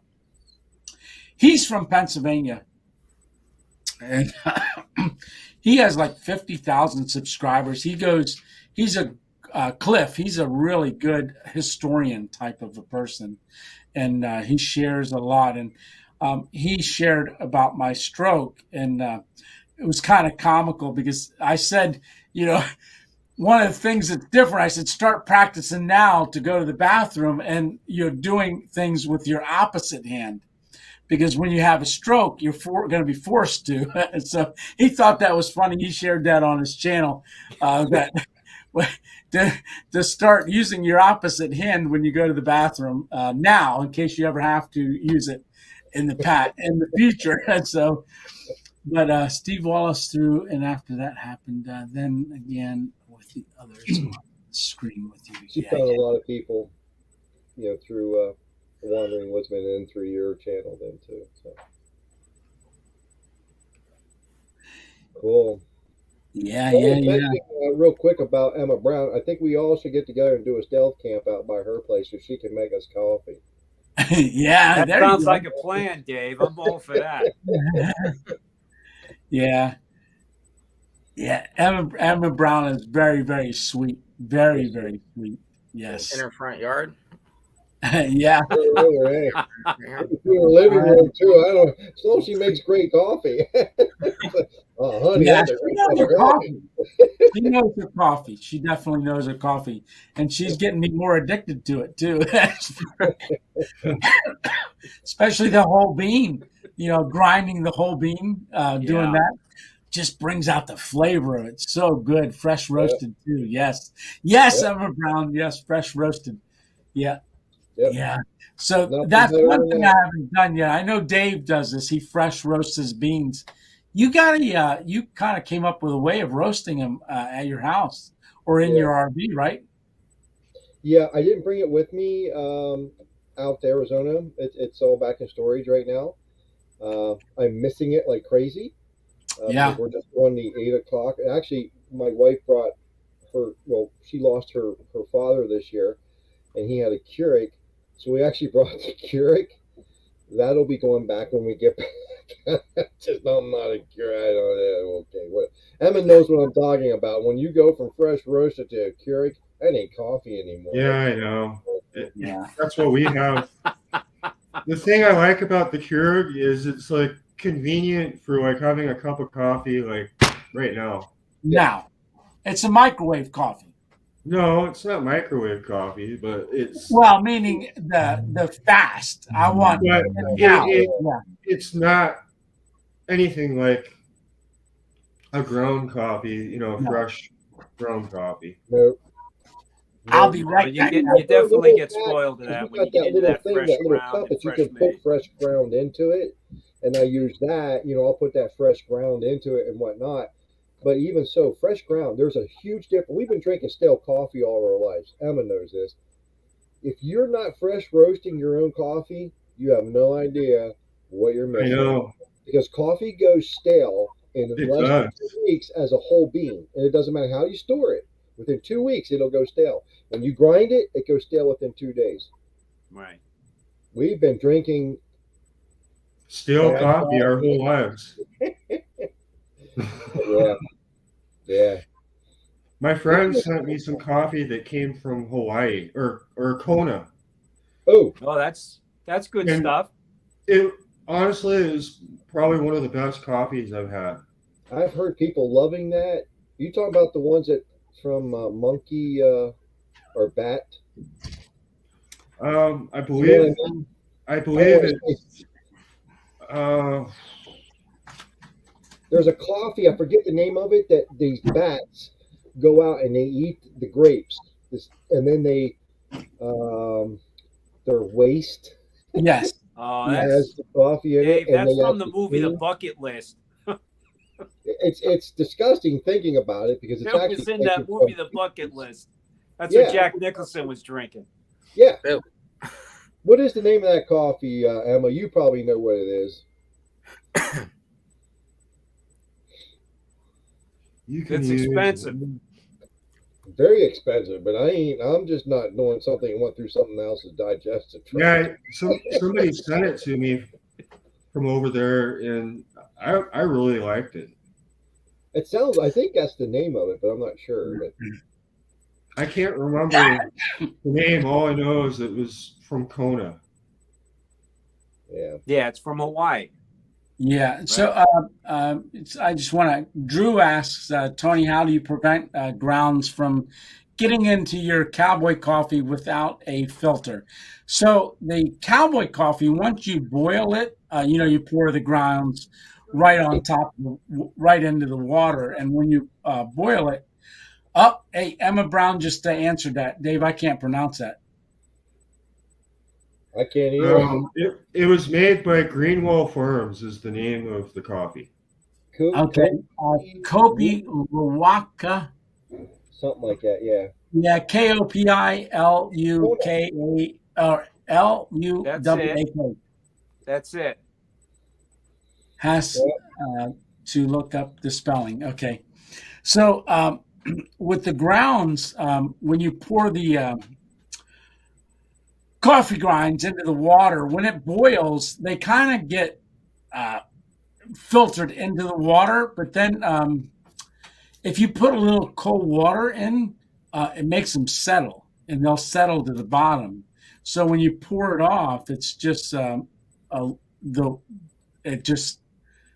coffee grinds don't come out into your cup when you pour it off. Yeah, you can also take a sprig of evergreen or spruce and put it in the end of your spout, and that's when you're pouring it out, it'll keep the grinds from coming out. Oh. Whatever you're pouring it out of your teapot or your kettle or whatever, you put it in the end of that on the spout, and it'll prevent it from coming out. Yeah. There's a lot of people that do that. Yeah. Yeah. All right, I think I better get going. So. All righty. Have fun. Take care, Greenhouse. Sounds good, Greenhouse. Take care, buddy. You too. Have a good one. We'll catch up on your channel. Yeah, there was something in here in the comments about that. It is from. Yeah, somebody just mentioned instant coffee, and I'll tell you what, some of the best instant. It's not even really instant coffee, but in essence, it is that sizzle. Yeah. That stuff is good. Very good. Yeah, that's the Panama Bouquet Geisha bean, and it's fine ground. Very, very finely ground. Gonna make me a cup of that. You know what? I'm gonna make me a cup. There you go. Well, I just cracked open another polar seltzer water. There you go. Lime. I'll tell you what, these are refreshing. Yeah. Let's see. Instant Folgers coffee. Let's see. Hey, George, how you doing? I'll be back. Okay. You were talking about a rooftop tent. What do you think about a roof rack? As far as what, Dana? Storing stuff, like wood stuff, just like tent supplies. Well, they work out great. They make a bunch of various sizes and widths. I'm thinking about getting one for my Jeep. Oh yeah, well, you can go on and Because I know with the different ones. I don't want to get a rooftop tent. Okay. And the reason that I don't want a rooftop tent is because a lot of the places that I go, in order to go anywhere, I'd have to pack up the tent, go where I want to go, and then come back to camp, set up the tent again. To me, that, I don't know, it seems like I'd be better off just sleeping inside the Jeep or a tent. It makes sense. And I think about how my Jeep is aerodynamically. And if I've got a headwind, it's terrible. And I think about putting a tent on top and how much worse it's going to be. Well, I used to have a Jeep Wrangler, and I can tell you two things to consider when you want to get a rack for the top of it. It depends on what you want to put in it. If you get an open rack, you have to put it into something that's waterproof. If you get one that's enclosed, then you don't have to worry about that. Well, I don't need to worry about it. We don't have rain here, so I don't need to worry about that. Oh, okay. Well, then that. Right. You have to have rain to worry about anything getting wet. Yeah.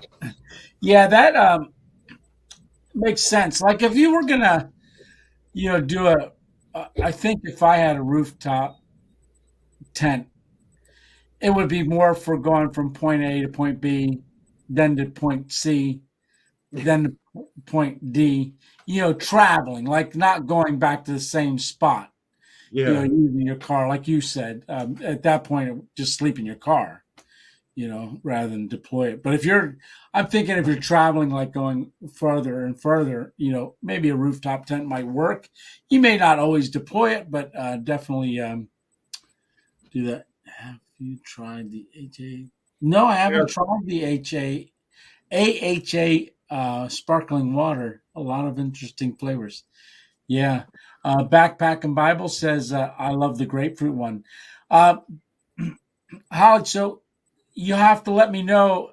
So Backpack and Bible is going to be hiking the Appalachian Trail.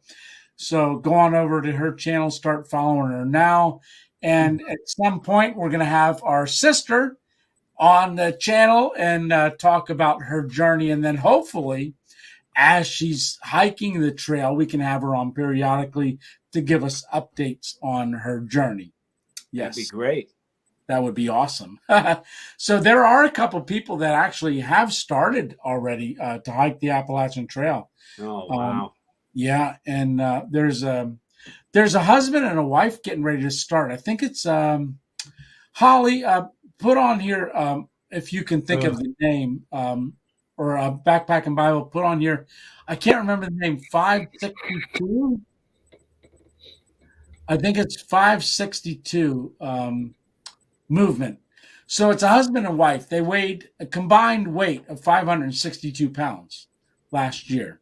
Wow. And they're in the process of going to be hiking the Appalachian Trail. Should be starting here pretty soon, but they're putting out videos now on preparation for that. Hey, Shade Tree, how are you doing? Yeah. Yeah, that would be fun. Yep. Yeah, my wife said rooftop tents scream not stealthy. Yeah, they're not stealthy at all. Yeah, definitely not stealthy. I know. Yeah. Hey, whenever. Hey, Wintergreen 777. So part of this this StreamYard with that monthly subscription that I just did for that $25 that was donated for this month, that allows 10 people to be on this screen at one time. Oh my goodness! Wow. That's great. We would be awfully small. Come on, people. Yeah, we would. I'd like to do that. Every time they go on, it's like, you're looking at a person like that. Right. And we have to, and then we all do the Brady Bunch. Hey, I'm waiting for James to come on. Where's James? Yeah, James has never been on, and that grandbaby. 592 movement. Thank you, Backpacking Bible. The 592 movement. It's a husband and wife. They combined, they weighed 592 pounds. 92. Wow. Yeah, and they're in the process. I think he's lost 100 pounds, and she lost 30. But they're getting ready to hike the Appalachian Trail. So I went over and subbed to them. So hopefully we can have them on too sometime and that'd be awesome. Get to talk. Yeah, like I said, this is going to be a great platform to bring some of my other passions and some of, a lot of you subscribed because you are either hiking the Appalachian Trail, hiked the Appalachian Trail, or just watch people hiking the Appalachian Trail and love the Appalachian Trail. So I know a lot of you guys came over to this channel because of the Ramdino. So I do the trail magic, and one day, hopefully, we'll hike the Appalachian Trail. Oh, it'll happen. Yeah. I think it will. If you saw me walking the trail this morning, you would have thought so. You'd be like, that's going to take a long time to hike that thing. Tony, even if you did part of it, it would probably be cool to just maybe even show people maybe part of the trail. Those people that have never seen it, to maybe show a map of it, how far it goes, maybe give a little bit of history. Yeah, because it's 14 states it covers. 14 states. That's a lot of states.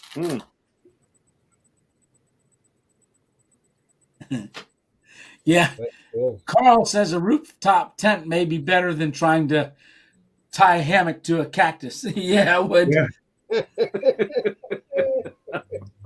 Yeah.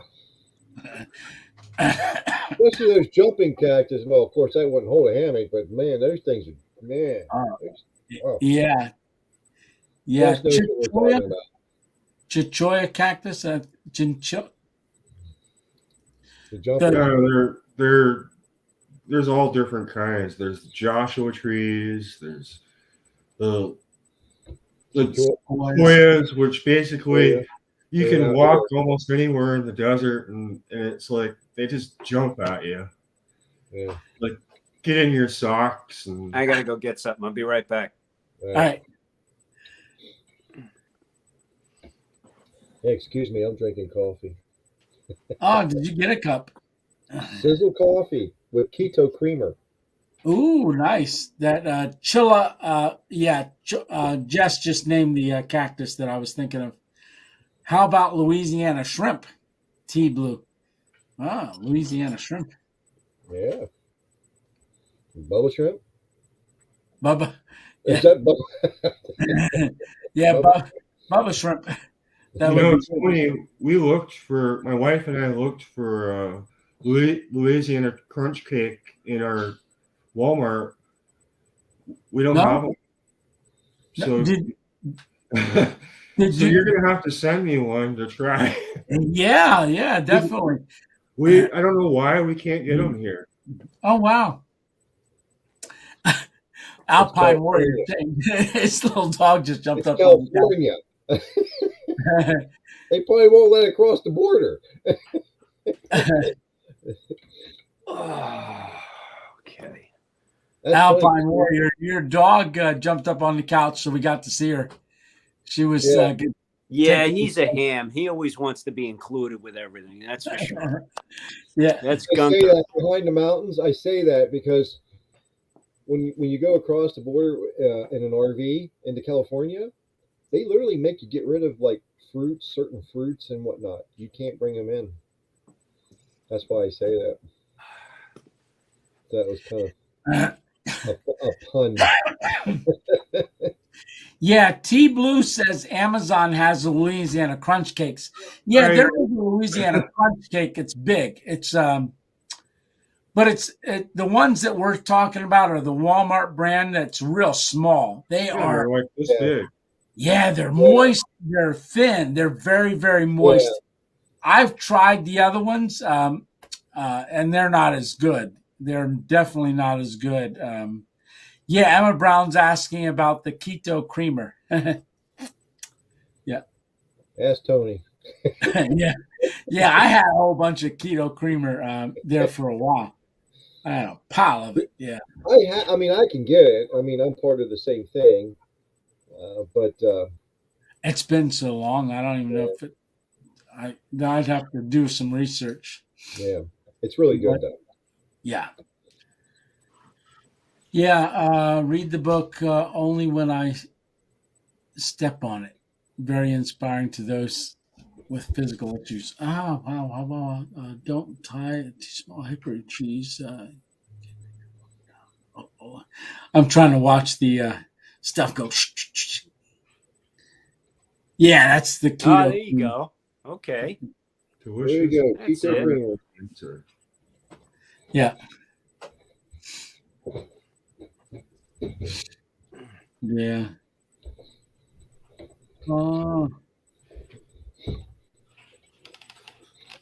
Yeah, many pecan pies. I know. I used to work for Durst Baking Company when I was 18 years old. I lived in South Carolina, and I would go to Charleston every morning and pick up my Durst Baking Company delivery truck, and I would drive it all around and deliver tasty cakes.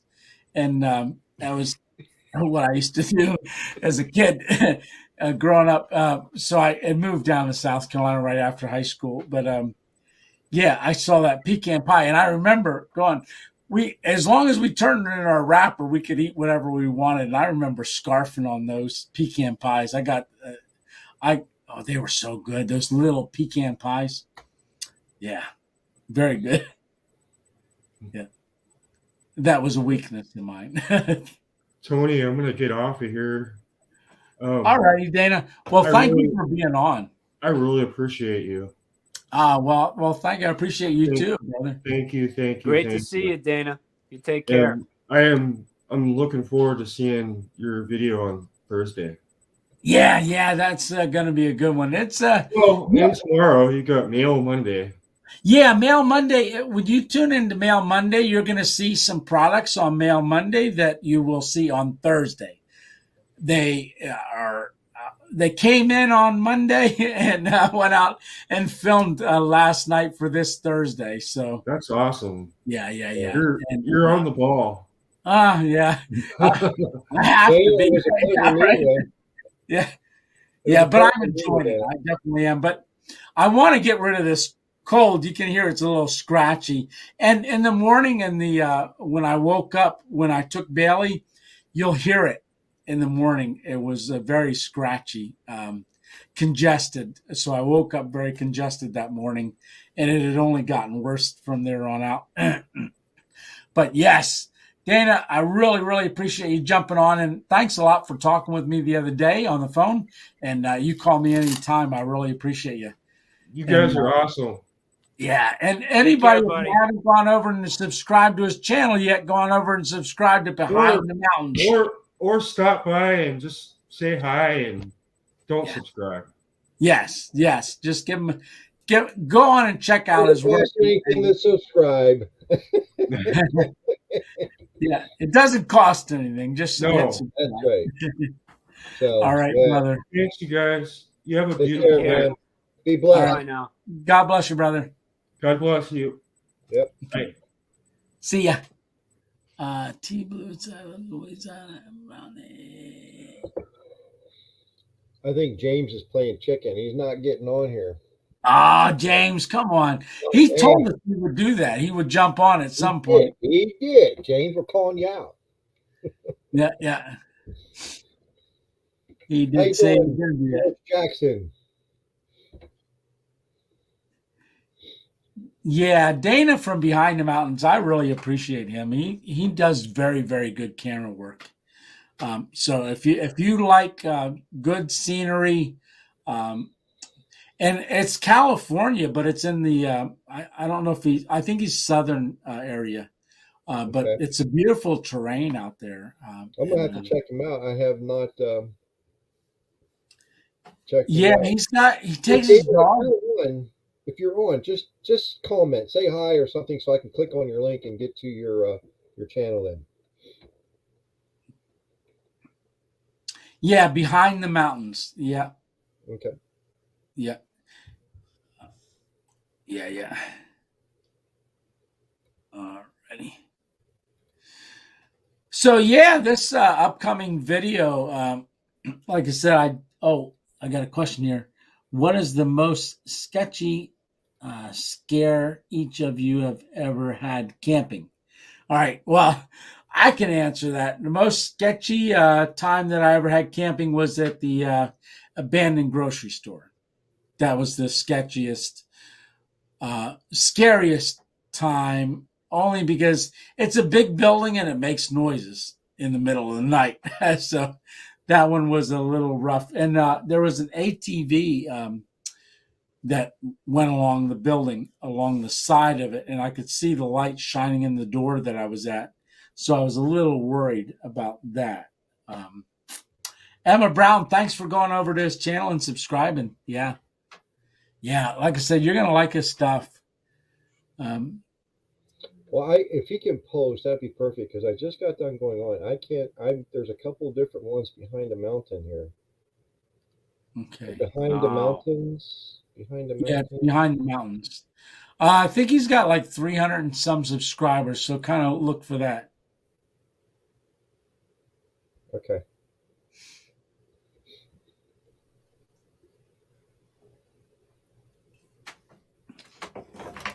So when Bailey and I went out, okay, if you noticed that white table, how we kind of slid it out the back, that white table, that folding table, that works out perfect. And Alpine Warrior and I figured that out, that we could put it at the back and just pull it out and drop those legs.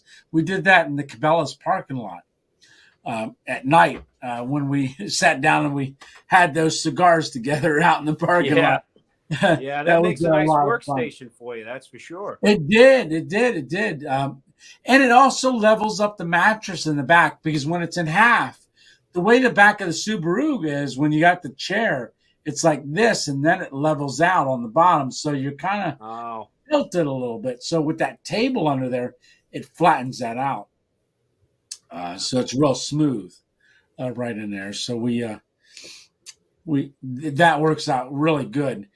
And I did, when I was climbed into bed, I did have my head at the other end, at the hatch end, because it was easy to climb in. Yeah, but how did that work out? It's more comfortable with your head up the other end.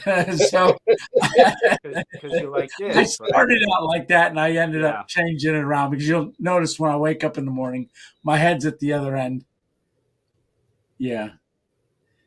Yeah, just having your head back at the back like that. And I think with that canopy open in the back, like the hatch open, I'd want my feet at that end, just for the middle of the night.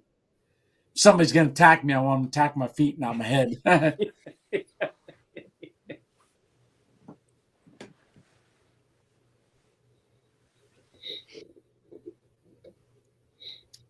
Yeah.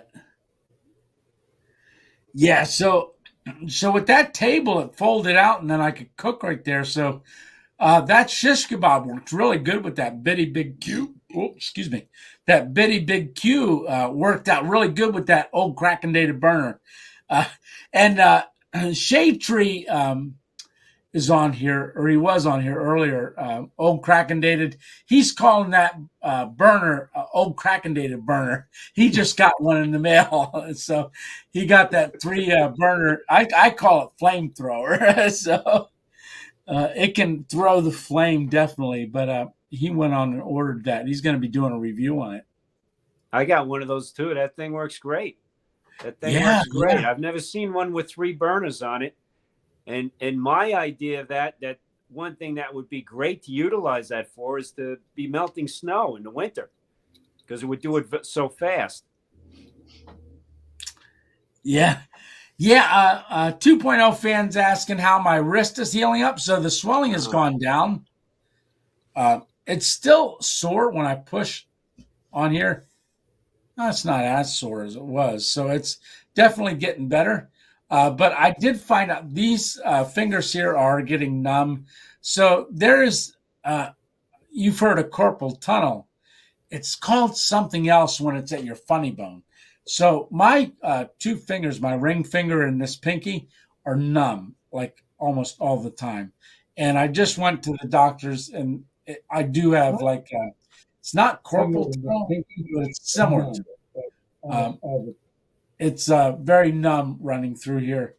So they want to do an operation on that at some point. Let's see.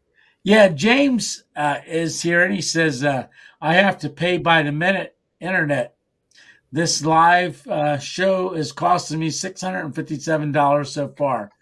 LOL. Let's make it cost more. Come on. Yeah, yeah. The rate goes down when we got 4 on. Come on, James. James, come on and tell us how that grandbaby's doing. Yeah. Absolutely. Live, not in the comments. Come on live. Yes, we don't want to read it. I can't see tonight anyhow, so. Yeah, post that link for him. Tennis elbow, no, Emma, it's they call it starts with a C. I've got it in both elbows, and they said it's like you can cure it, like you'd have to get in it's mainly on my stroke arm, but it's compression around the nerve in this elbow, right around where your funny bone is. It's a compression on that nerve, and it's really causing. Emma should come on. Yeah. Emma, that'd be great. Yeah, we don't. It's a coffee lesson. Exactly. So you can use that 3 burner to signal passing aircraft. Oh, Kraken David said you can use that 3 burner to signal passing aircraft. Yes, you can. Absolutely. Yeah, if you saw in that video, I cranked it up. I turned that thing I don't even think I went the whole way up, and that flame was hitting the shish kebab on there. It was flash cooking it quick. Hey, Tony, but I wanted to do a fire. What's that, Dave? Post that link again real quick. See if James will come on. All right. Oh, he can't go live. Oh, come on, James. You can use your cell phone. Cell phone excuse doesn't work on this one. Yeah, I'm not even going to read his comment. Yeah. Yeah, I can't see that comment there about his grandson being his best buddy. I can't see that. Yeah, but his first grandson is his best buddy, and the new one is doing very great, and the new one's got like a namesake for me. It's Anthony. I am trying to finish an electrical. Yeah, he's wiring the house right now. Oh, okay. He does electrical work. Yeah. So that's true. At 10 o'clock at night. Yeah. He's calling you on it now. We expect to see some pictures. Yeah. Do it with a flip phone. Yeah. Yeah. Emma says James Rockford can't do it with a flip phone. Okay. Emma's jumping on it. The bag phone back then, wasn't he? Yeah, one of those cord phones, right? Yeah. In the bag, yeah. Love Arizona, Lisa. Love Arizona. Sorry, I'm kind of rubbing it in. Oh, well, yeah, sometime you'll have to go live out near a Segura cactus. Yeah, we'll do that. Yeah. Because by the time you're coming on, it's actually a little bit dark out here still right now. So. That's true. Yeah. Maybe I'll have to come out and do a live from out there. Okay. James says when the electrical specter in the city is coming in the morning, I will work till it is finished. Yes. So, all right, James, you keep working. Yeah. So James is out there in Chicago. Yeah. Yep. I'll tell you what, James. I don't envy you because I'll do anything. Work on cars, done it already. Work, in a body shop for years. I'll do anything. A plumbing, framing. You give me electrical work and I'll burn the house down in a heartbeat. I'll see if I can. What happened to I don't know. It's Bailey. Yeah, Bailey's sleeping. Yeah, Alpine went dark. I'm gonna kick him out for a second so he can come back on. Try to add him back on. Nope. Alpine, shut it down and come back in. Kick guest. Oh, there you go. Yeah, Bailey's sleeping. Sleepy. Bailey. Yeah. She can't hear. Oh, here he is. Okay. Her eyes are rolling at me. Yeah. You want to see Bailey? You want to see Bailey move? Watch. I'm just gonna touch the pepperoni bag. All right. Yep. I'm just gonna touch it, and we'll see what she does.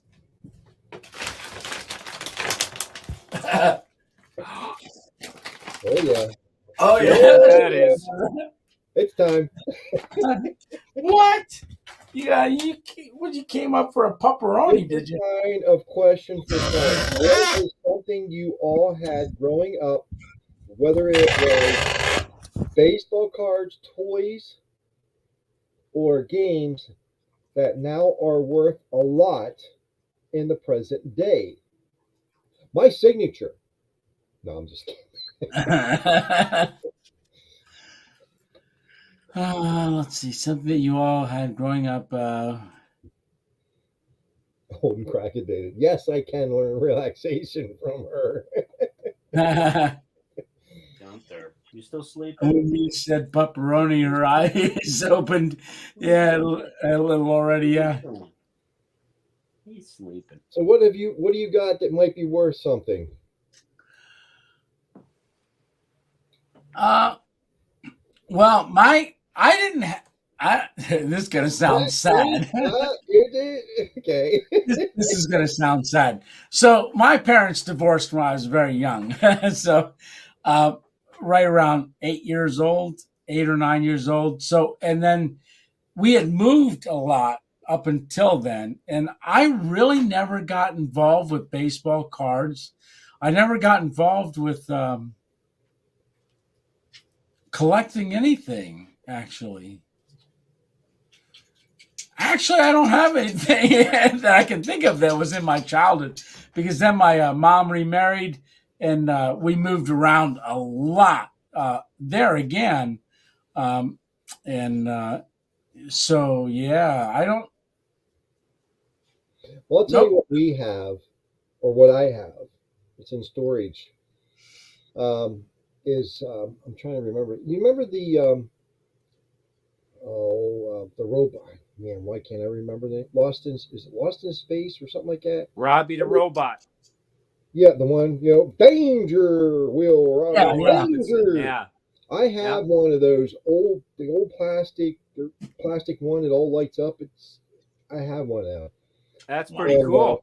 Yeah, that was way back in like the late 60s or early 70s that we got it. But yeah. No, Robot was Lost in Space. Robbie the Robot was Forbidden Planet. Yeah, well, it was the one it kind of rolled forward. It had that flat. Yeah, that head, was. I think that was just Robot. I don't know if he had a name or not. Okay, whatever. But yeah, that's the one. We have that one. That's pretty cool. Like a little thing it swirled on its hand, and it was back in the 60s, I think it was, maybe. Wow. So, yeah. Yeah. Whoa, what's this here, Jess? It's like that with my dad. He left home at 16 and hitchhiked across the country from PA to Arizona with nothing. Lost everything. He has had kids unless his mom saved it. Wow. Cool. Yeah. Cool. I'll tell you what, I started out with nothing, and I still have most of it left. Yeah. Emma says her parents divorced when she was about 8 also. My dad got the kids, which was very unusual for that time. Oh, okay. Yeah, that is unusual. Yeah. Yeah, like I said, I can't think of anything that I would have had as a kid growing up. Let's see. Blue collected roadkill. Oh boy. That's what he said. Oh boy. Roadkill. Best fresh free meal God could bless anyone with. Yeah, I remember there was a guy and his wife that belonged to a church that we went to, and we would watch their kids every once in a while. But they showed up at our house at night one night to drop their kids off, and they said, "Hey, can you watch our kids for us?" I said, "Yeah, why?" They said, "Because somebody hit a deer down the road and we want to go get it and pack it away for the freezer." So yeah, they had several kids too, and so we watched their kids and they went and got this roadkill. James Rockford said he has a set of wooden golf clubs. That's funny because we were just talking about that yesterday, me and a couple other people here in the park. But he said that belonged to his grandfather. Oh wow! Which was a World War I veteran. Well, first of all, God bless him. And any other veteran that might be on here, God bless you. Thank you for your service. That's pretty awesome, James. Wow. That would be this guy right down here. There's others, I'm sure, over there in our chats.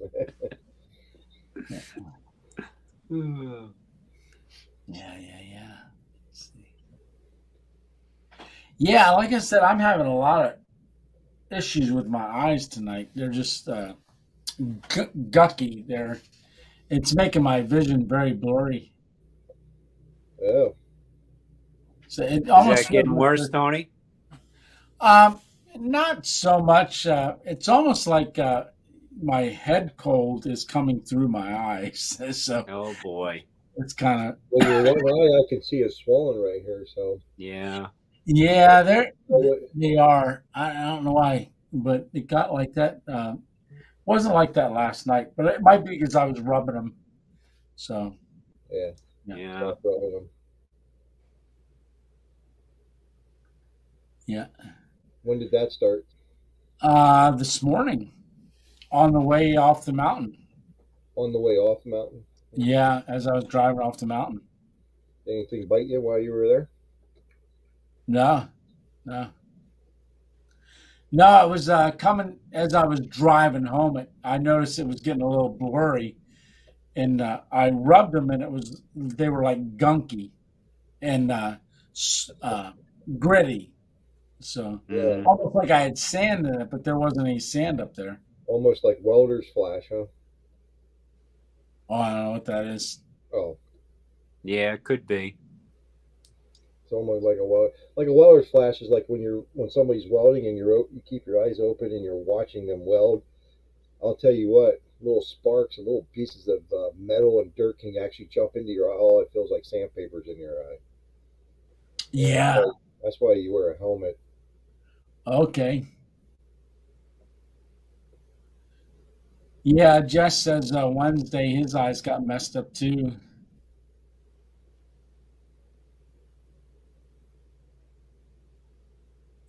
Tony's version of Blind Man's Buff.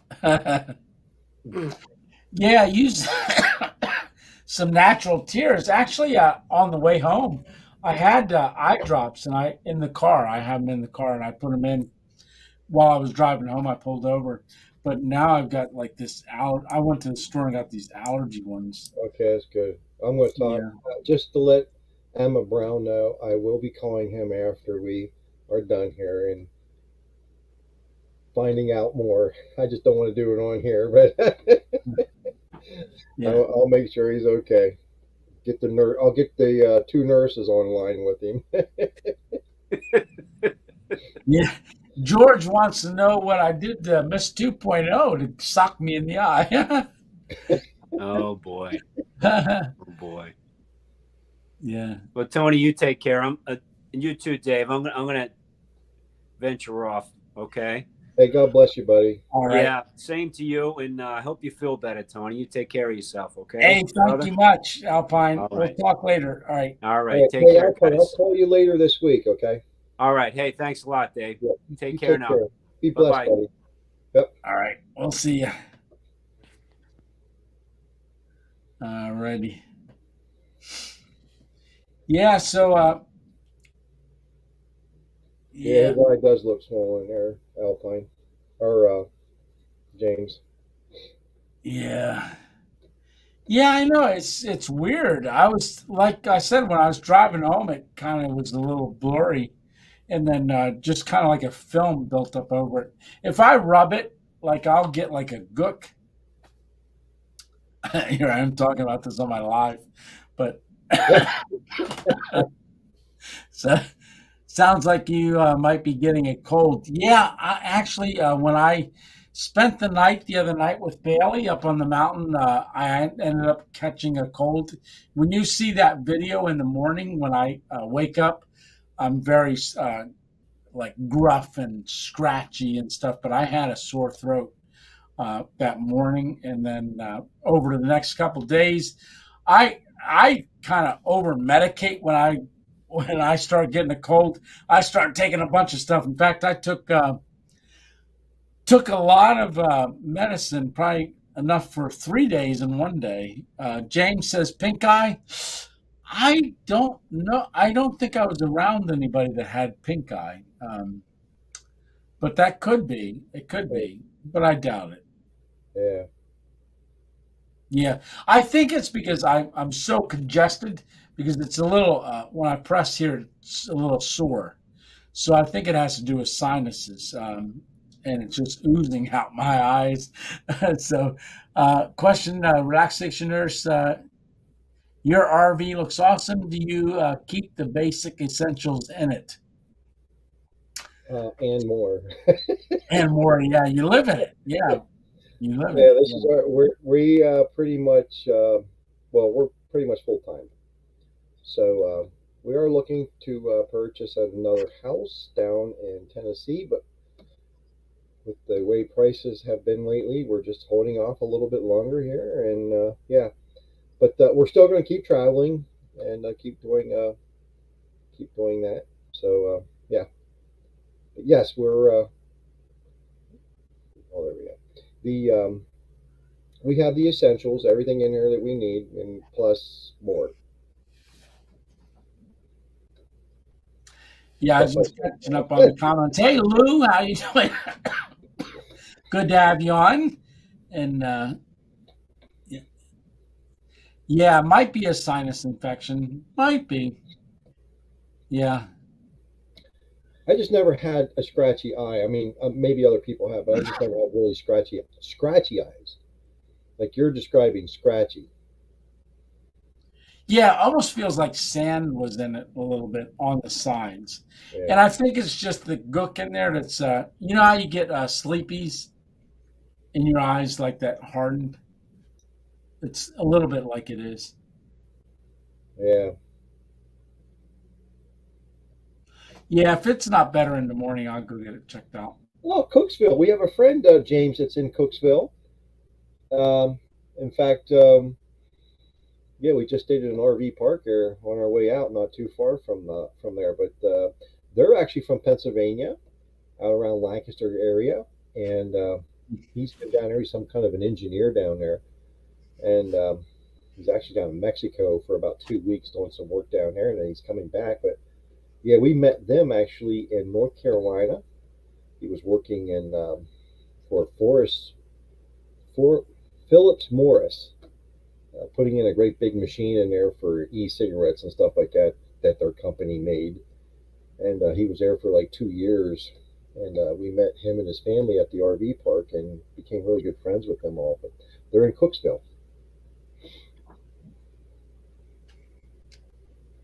Yeah.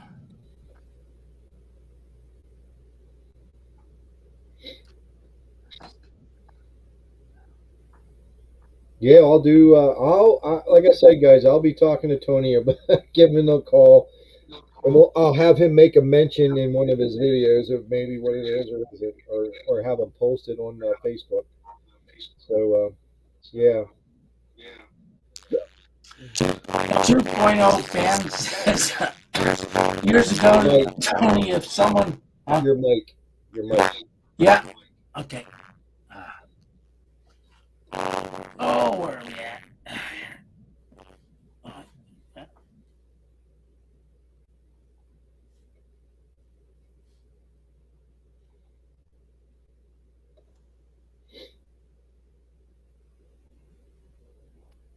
Alrighty. Is that better? Yep. Good. Yep. Yeah, I hear you coughing too and stuff. So. Yeah, it gets worse at night. Years ago, Tony, if someone told you you'd be a YouTuber, would you believe them? No, I didn't. The only thing I knew about YouTube at the time was that Dave had a channel. And I didn't know much about it at all. But I tried to get him to get into it a couple years back, like 4 years ago or longer, and yeah, just never really, just didn't happen. That's no. God's timing. God's timing. Yeah, and how I got involved with it is, watching through hikers and stuff got pretty inspired, and going out to Arizona and just seeing that. But watching Jay Wanders Out hike the Appalachian Trail or the Arizona Trail, that kind of, Miss 2.0 goes, oh, you should do that sometime. Start filming and try to get on YouTube. And I thought, So I went out and made that Coffee in the Woods video. Yep. And that was my very first one. In fact, a couple of weeks ago, that one that only had 100 and, it's a year and a half old. It only had 170 views, and now it's got 300 and some. So it's starting to grow. Hey, Tony, can you show off your studio sometime? It's a pretty awesome set. Yeah, it's a little disarray right now, but I can. Well, you can do it sometime. Yeah, I mean, I could just spin it just a little bit. So we got that wall there. So that's the one wall. That's where the couch is. The couch. And then this wall behind me is the birch wall. So that's where I do product reviews and stuff like that. And then the wall behind the computer, I just got hammocks and things hanging up on that one. So it's a working studio, meaning everything I use when I go out camping or, to do a video is on the wall. So it's on the wall, like their hammock and sleeping bags and underquilt. It's not all back up because some of it's in the backpack from last night. When I got home this morning, like I said, I didn't feel good, so I didn't unpack everything. But I try to put everything back on the walls because that's a sound barrier. So it's rather than getting those egg crates and putting those on the walls, I figured, well, if I put the hammocks and everything up on the wall, that'll kind of be like a natural sound barrier, and it works really good. Yeah. James Rockford was talking about his family moving, some of his family members moving to Cooksville, Tennessee, and he just said that he graduated from his as an MD as a liver specialist, and just so you know, Old and Crackedated says that he is a liver specialist. He loves fried liver. Yeah, and onions.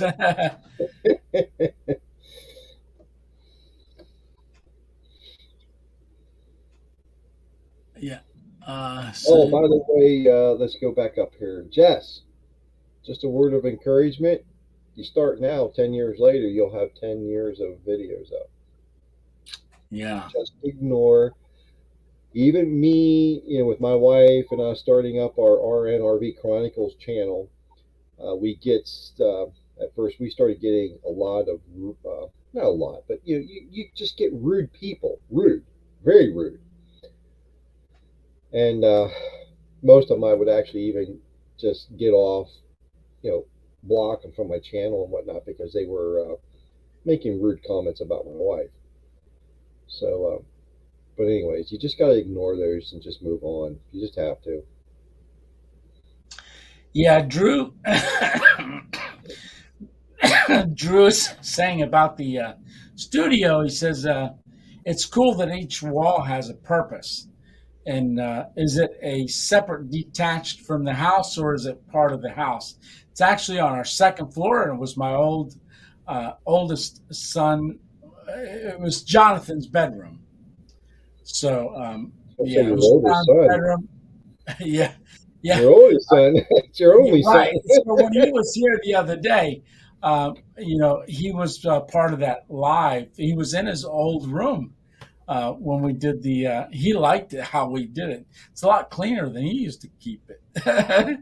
So, but he was surprised at how well this room looked.